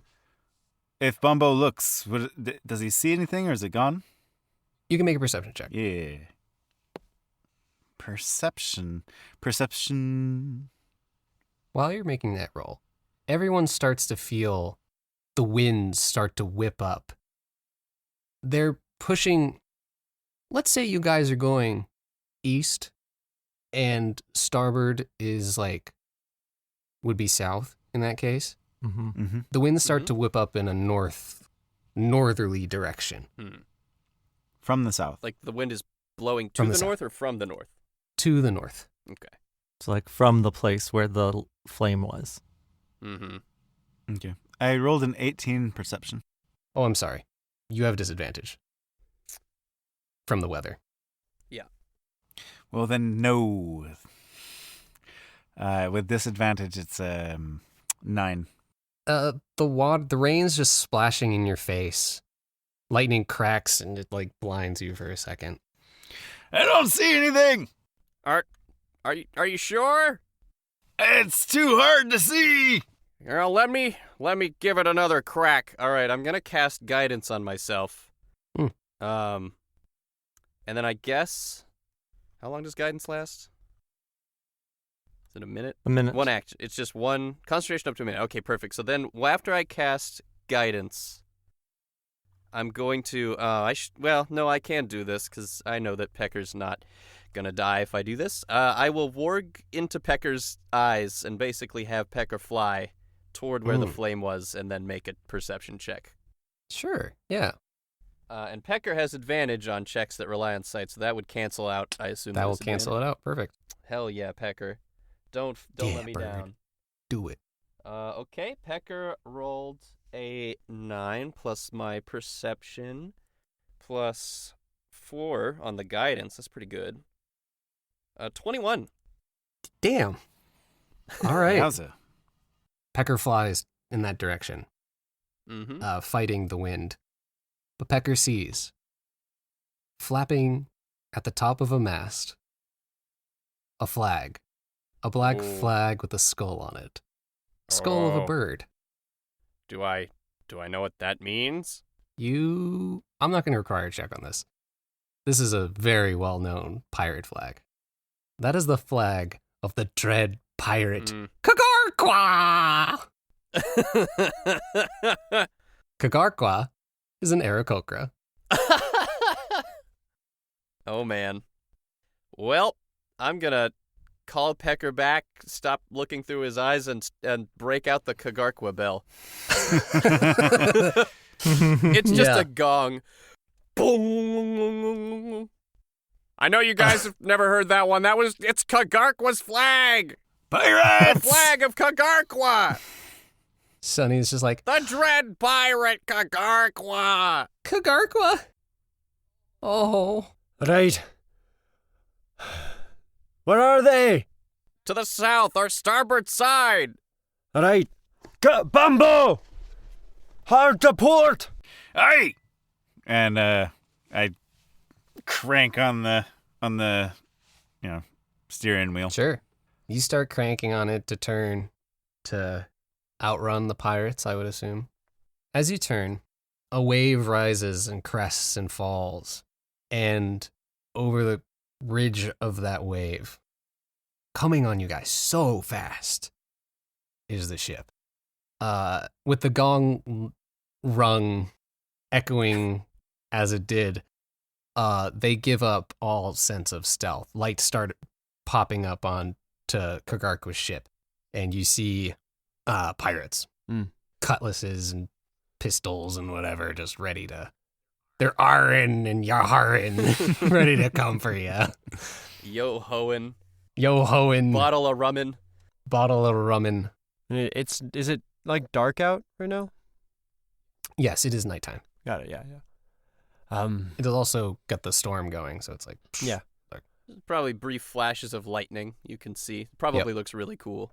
It's really cool. Yeah. Yeah, it's like super I run cool. up to the stern of the ship, sort of trying to keep my eye on them as they approach us from the rear. They're definitely gaining on us, right? They are definitely gaining on you. Hi. All right. All hands. We're gonna have to fight our way out of this. We've got pirates coming on us quick. Those able-bodied, grab a weapon and be prepared to fight. Do we Yeah, have people, the like- sails down? I did call for them to come down as soon as the storm was called out. Right. But now that we have the winds from the south, I mean, but there's a storm, right? There's a storm. Sails might get ripped in the storm. I mean, the captain's out here too, right? The captain is, and he just like seconds everything you say for that stuff. Is he Yeah. drunk? Possibly. Probably. Oh, Right. Captain. Raise the sails. We'll try to outrun him as long as we can. Cool. Yeah, people get to work. And Cam, you can make another perception check. Cool. I guess I won't guidance myself because I'm not seeing this coming. I assume. Disadvantage because I'm not looking through Pecker either. You can take the disadvantage off because they're very close. Oh, okay. Well, in that case, I rolled a 17 perception. 17. All right. The thing you note that explains just why they're so fast. There are a number of people on the ship whose hands are like glowing with magical energy, who are just casting get like gust of wind or whatever. waves Yeah. of wind to give them speed and move them Yeah. forward. Oh, we should have hired more wizards. how how far away are they? At this point, they're maybe like 100 meters. 100 meters. Yeah. Well, Gordo probably heard all the commotion, right? Mhm. Certainly. All right. He would so have he's- at least he heard and the Ramsey, gong. yeah, heard the gong for sure. So he and Ramsey have come above deck. Cool. They're You're just ready. slapped in the face by rain and wind. Ah! Ah! Yeah, you come It's up quite rainy. and you notice like under the staircase that leads to like the stern where the helm is. You notice that Sonny Goblin is just like under the stairs, just like cowering. Hey there. Did you hear the gong? Sonny Goblin has just found a hat and is holding it over their head and just like pulling it down. It's like, he's not gonna get me. They're not gonna get me. They're not gonna get me. No, they're not. But I think you might want to come up above. Right. If it's Kakarkwa, I don't know that any of us are going to survive. Well, the more that we have up there, up above, more fighting our way to another day, the better off we'll be. I think. If you look inside, you can find something to draw courage from, right? Perhaps a time when you were younger, when you needed to be brave. Yeah. Right, come on. Up you go. Sonny just like looks into the middle distance, looks at his Hey. hands. And see this guy here? If anyone tries to lay so much as a finger on you, he's gonna rip their face off. Sonny looks up at Ramsey. Okay. Okay. I am 10 years old. I am an adult. I have drank liquor. I can do this. I can do this. I can do this. Right up and at him. I'll follow you. Yeah, Sonny stands up. He's like pulls out a little dagger. Violence! And runs. Nice.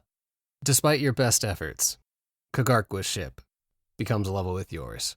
Mm-hmm. The waves are raising each one up individually, so Kagarkwa's goes higher and then goes lower in the wave, and yours goes higher. You see them scurrying around on the ship, prepping cannons, prepping rope and hooks, obviously intending to board. Aye. And stepping forward to like the railing, you see a large Aarakocra.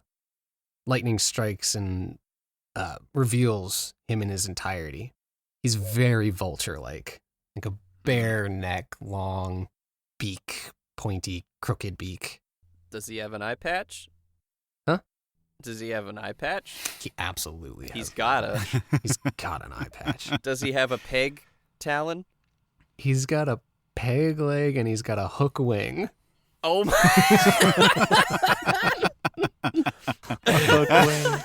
It seems like his wing, at least one of them was like clipped. He probably can't fly. Yeah. And that That's wing good. is hooked. Mm.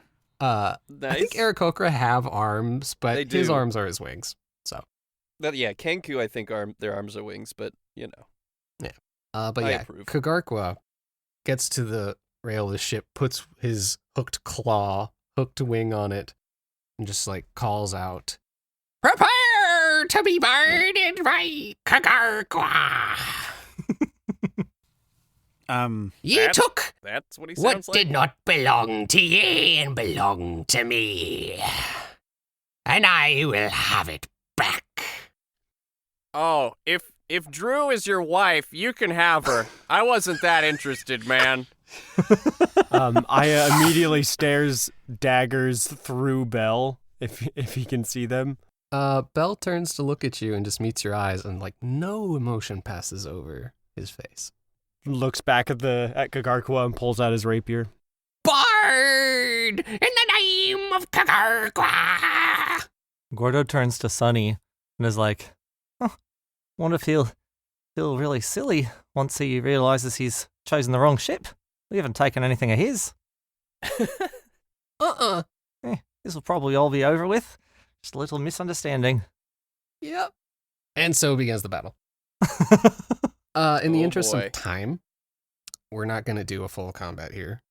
What we will do is we'll do we'll get initiative, and then on your turn, you'll just describe what you would do.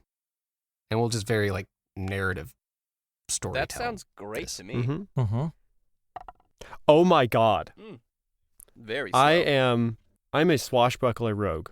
And so therefore I add my charisma modifier, which is +4, and my dexterity modifier, which is +4, to my initiative. And I rolled a critical success. So I rolled a 28. Fuck yeah. Damn. I think Ayamun's going first.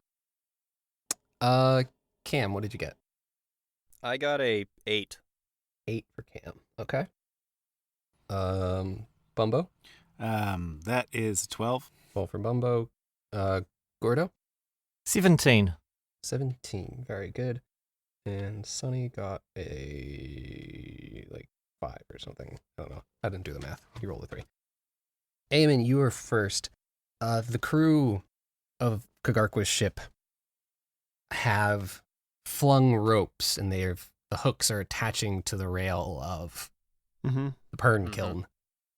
And some of them have started to cross hand over hand along the rope. Others are just getting themselves up on the rail of their ship and just seem prepared to just jump when the ships get close enough together. Yeah. Immediately jumping into action, I would run up to the nearest rope, hook on the rope, and just start trying to cut them before the people can climb over. Fantastic. Yeah.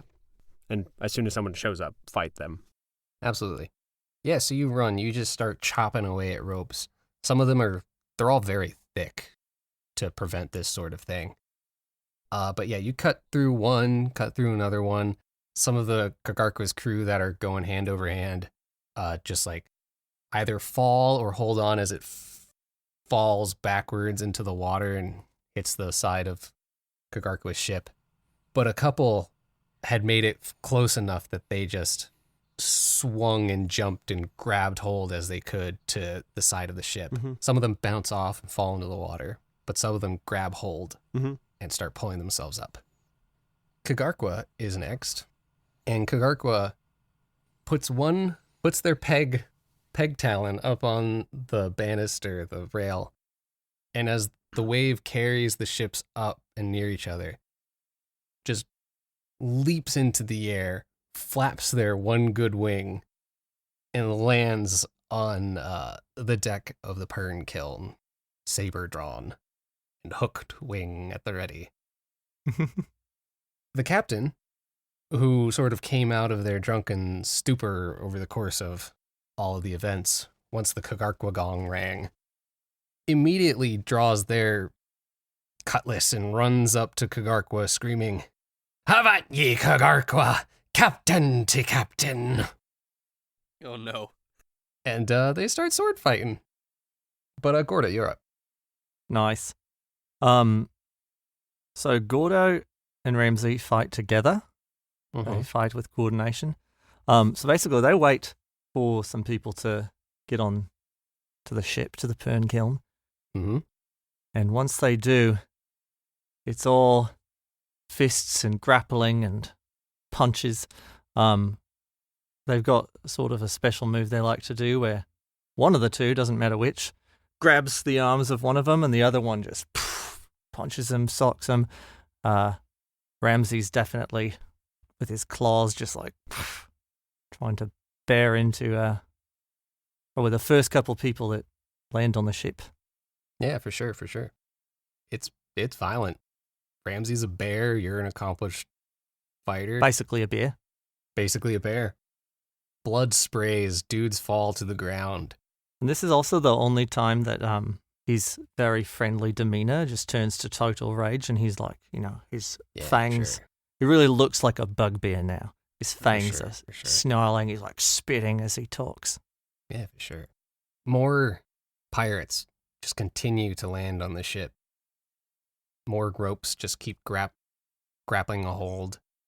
And a number of them land and immediately run for you, Bumbo. Probably looking to take control of the ship. You're up. I see. What do you do? Well, I bite my lip real hard and draw some blood and cast Bane at 3rd level. And so that's 30 feet, up to 5 targets. I'm debuffing. Mhm. So they have to make charisma saving throws, and if they fail, they get minus D4 to everything they do. Cool. After that, I'm gonna turn and see if I can see our big friend, who should be yes. not that far from us. Grungus. Yes, Grungus.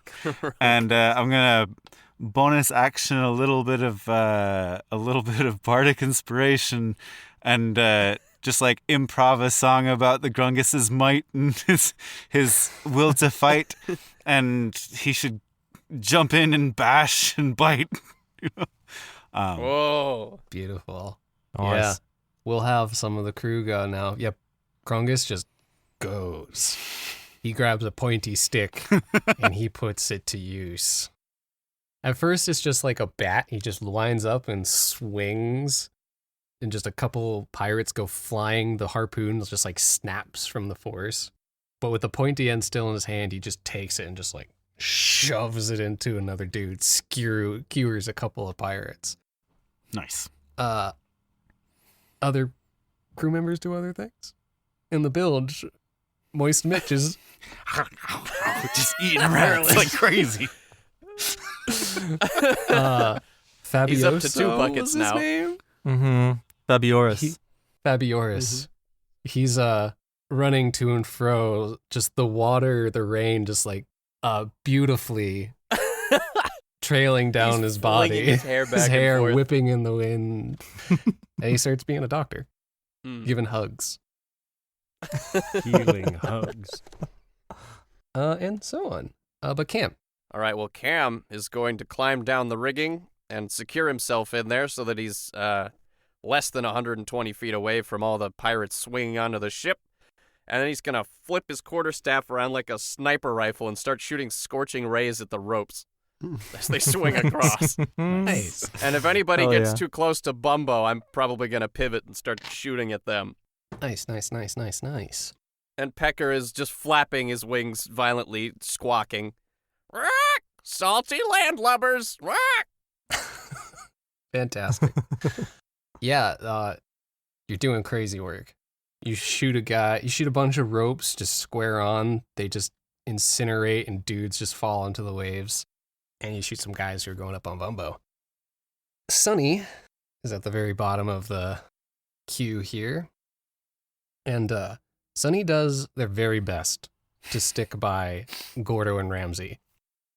But I don't think Sonny had ever seen Gordo and Ramsey go full barbarian right now.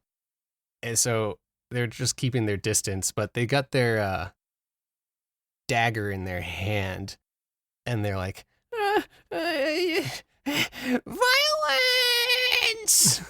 Run forward and try to like stab a pirate that's like on the ground and trying to get back up. Just stab at them. More pirates land. Ayamun, we're back to you. All right. Well, now that the majority of the opposing pirate force is on the ship rather than just climbing up, Ayamun will turn his attention to who is it just a bunch of like grunts basically, or is there anyone like particularly imposing on the field? Yeah. Some imposing people. Some unique looking pirates that perhaps would have names and backstories if we were on a different ship. Unique pirate mini-bosses, perhaps. Yes, perhaps. Were this a real combat? Yeah. Yeah, you see one guy land. He lands, he's got no shirt on, and he just starts to morph. His body gets huge, muscles expanding. His neck gets thicker and thicker, and his teeth grow, and his nose and face start pointing forward. It's a very Animorphs transformation. Oh, God. As he turns into a Sharkman. Sharkman. A were shark. Ooh. A were-shark? Oh, my God. Aya runs directly at him, like rapier drawn, runs at him, gets close, sees the shark, keeps running, runs right by him, keeps running, run straight for the captain to try to help him instead. Yeah, nice. Try to basically help the captain take down Kagarkwa. Yeah. And Cool. And just as a note, if he was in range, Kagarko would have been one of those to have to roll a little charisma save. Here, let me do that. See if he got it. Mm-hmm. What's your DC? 16. 16? Mm-hmm. You know what? He failed. He stumbles a bit. It's Kagarkwa's turn. And he stumbles a bit under the bane. And with two people now focused on him, he's like waving his saber around, trying to matching steel to steel, trying to not get taken over. Was not expecting this kind of resistance. And it comes to the captain, who just continues to stab and swing, and he takes the bottle of ale that he had in his hand, and he just like hucks it at Kagarkwa. It like beans Kagarkwa on the skull, and he like shaky, just like has to lean against the rail.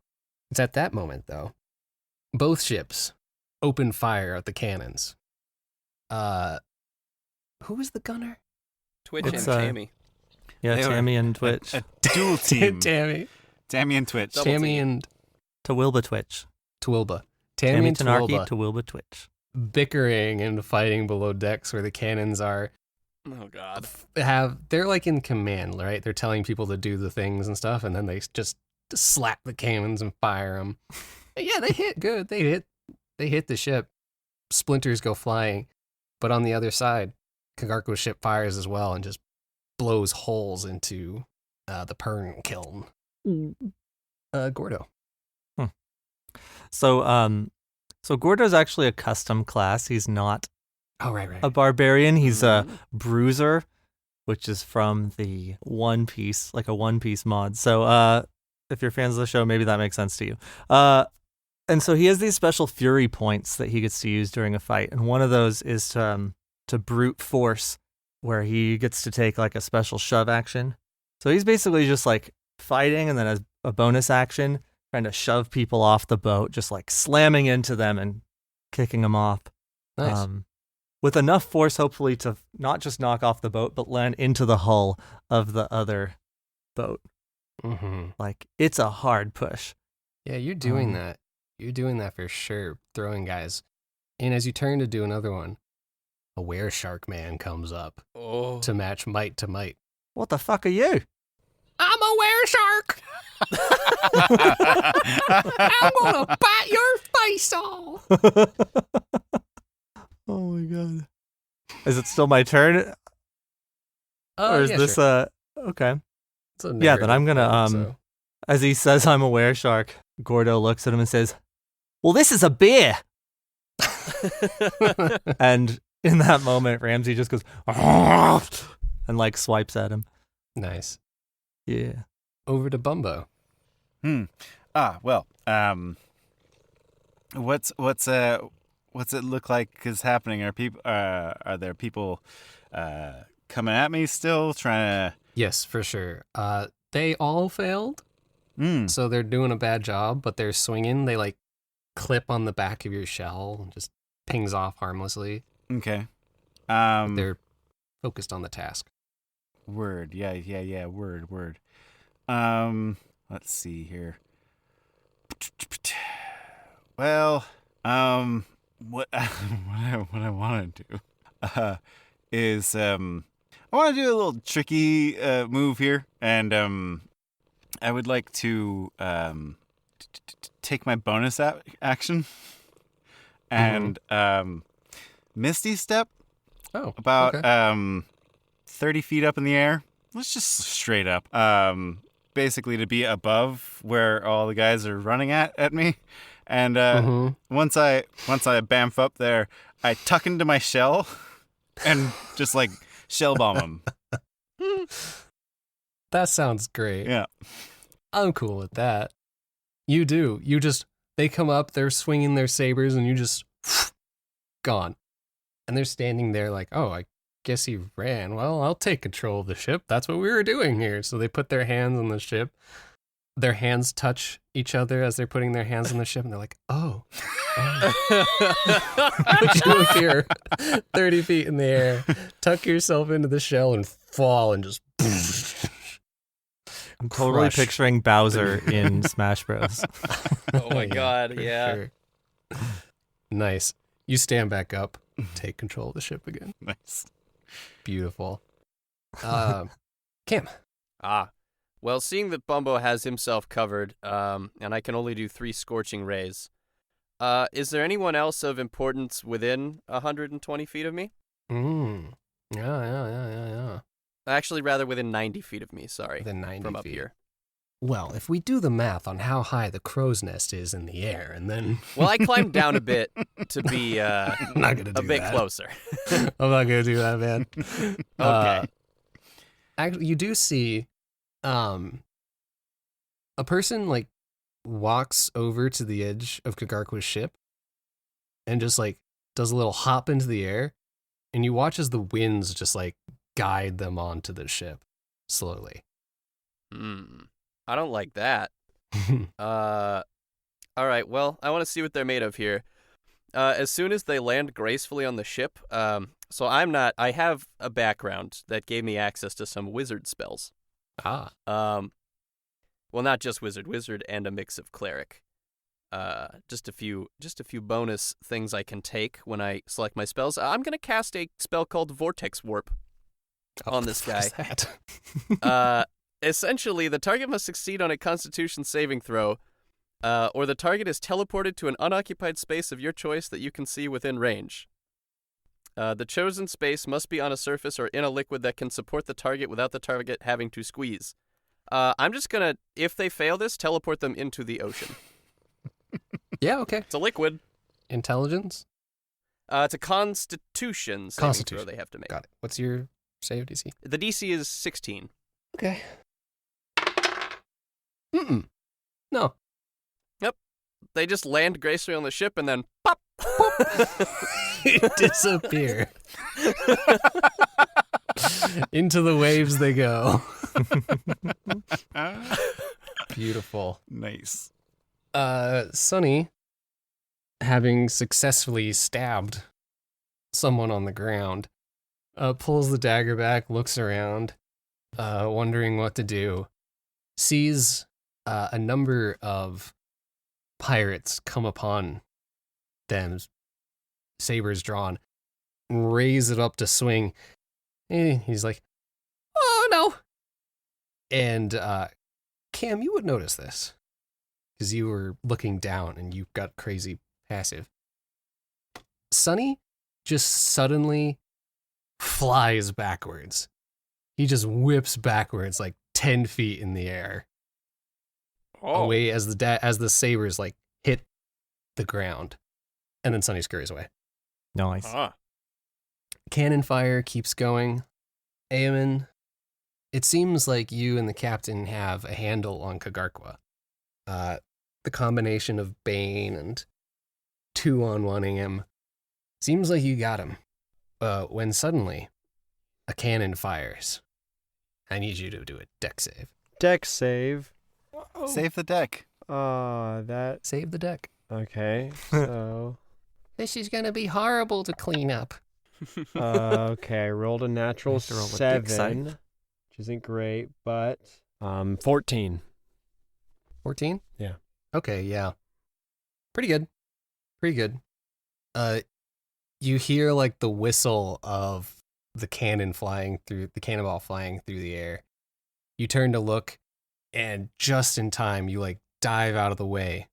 The cannonball strikes the deck right where Kagarkwa and the captain are and blows them both away. They go flying into the air. You also go flying into the air. Shrapnel just like pierces your skin. And as you land on the ground, ears ringing, you get up to your feet and you notice something peculiar. The waves around the ship are all rising. Cam, you notice this as well. Gordo, you have a moment where like the were shark is like got you by your wrists and you're like holding back. It's just a muscle fight. But Ramsey comes in and swipes at the guy, and he has to take a moment to recover. And in that moment, you like have a second to catch your bearings. You notice this as well. Bumbo, you also see this as you're like controlling the ship, trying to keep like get some distance still away from Kagarkwas.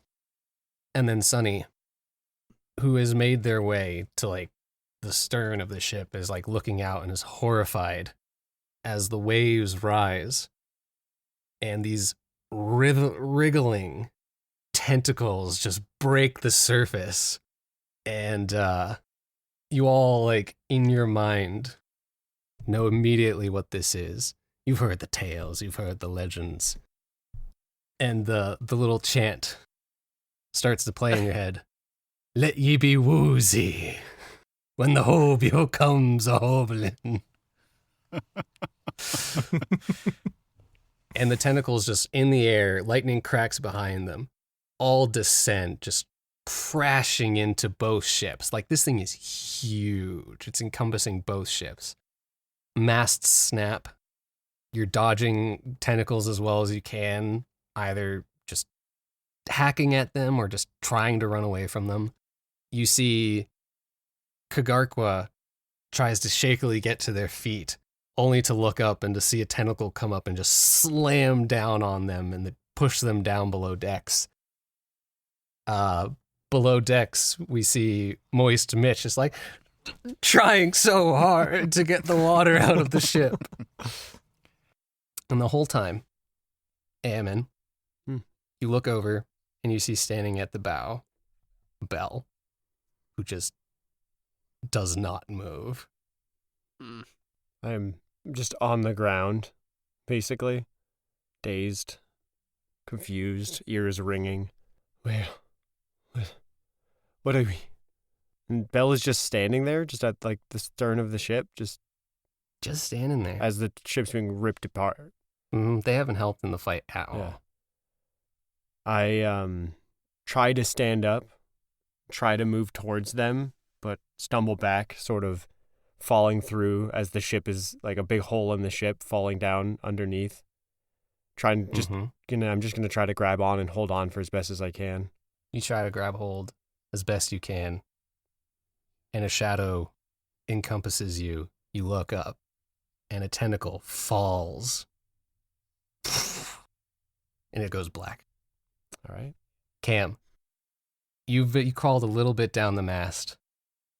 A tentacle curls around the mast, just snapping it, and you fall into the water. Mm-hmm. Gordo, the wereshark fucks off. Terrifying. But one of the holes in the ship starts to crack further and further, and Ramsey's on the other side. Oh no. Oh no. Ramsey! Bear hug! Ramsey looks over to you and starts running and jumps to try and get to your side. What do you do? Fuck it. I just try running the other way. Cool. I want to try to make the jump. A midair bear hug leap. Yep, you leap. Midair bear hug. You meet, and then you fall into the waves. Water crashes around you. It's dark. Shit. It's cold. Bumbo. Sonny comes scurrying over to you and like grabs hold of your leg as you're fighting as best as you can. Hey, Sonny, what are you doing? It's the hobio. It's the hobio. We're gonna die. Nope. And I abandon the wheel and I pick Sonny up and I just start running to the furthest point from where the hobio is. Sure. Trying to get like below deck if possible. Mm-hmm. Yeah, you start running, Sonny in your arms, when suddenly from below, a tentacle just rips up and through and sends you flying into the air. And you splash hard into the waves. The hobio rips the ship apart. Both ships, completely. Those of you who are conscious in the waves and the water watch. You can't see any unless you have dark vision. If you have dark vision, maybe you see it. But you're possessed of a horror as just the water writhes around you and the indescribable monstrosity that is the Hobio just rips apart everything. And it all goes dark. And that's where we'll end. Nice. Who survived? Who knows? That's up to Aaron. None of our characters None of our survive. characters we have to make new ones. We all have to play as the NPCs now. Oh my As god. the- That's was the bit the whole actually time. a very good idea. I really wanted to play as Dr. Dracula, guys.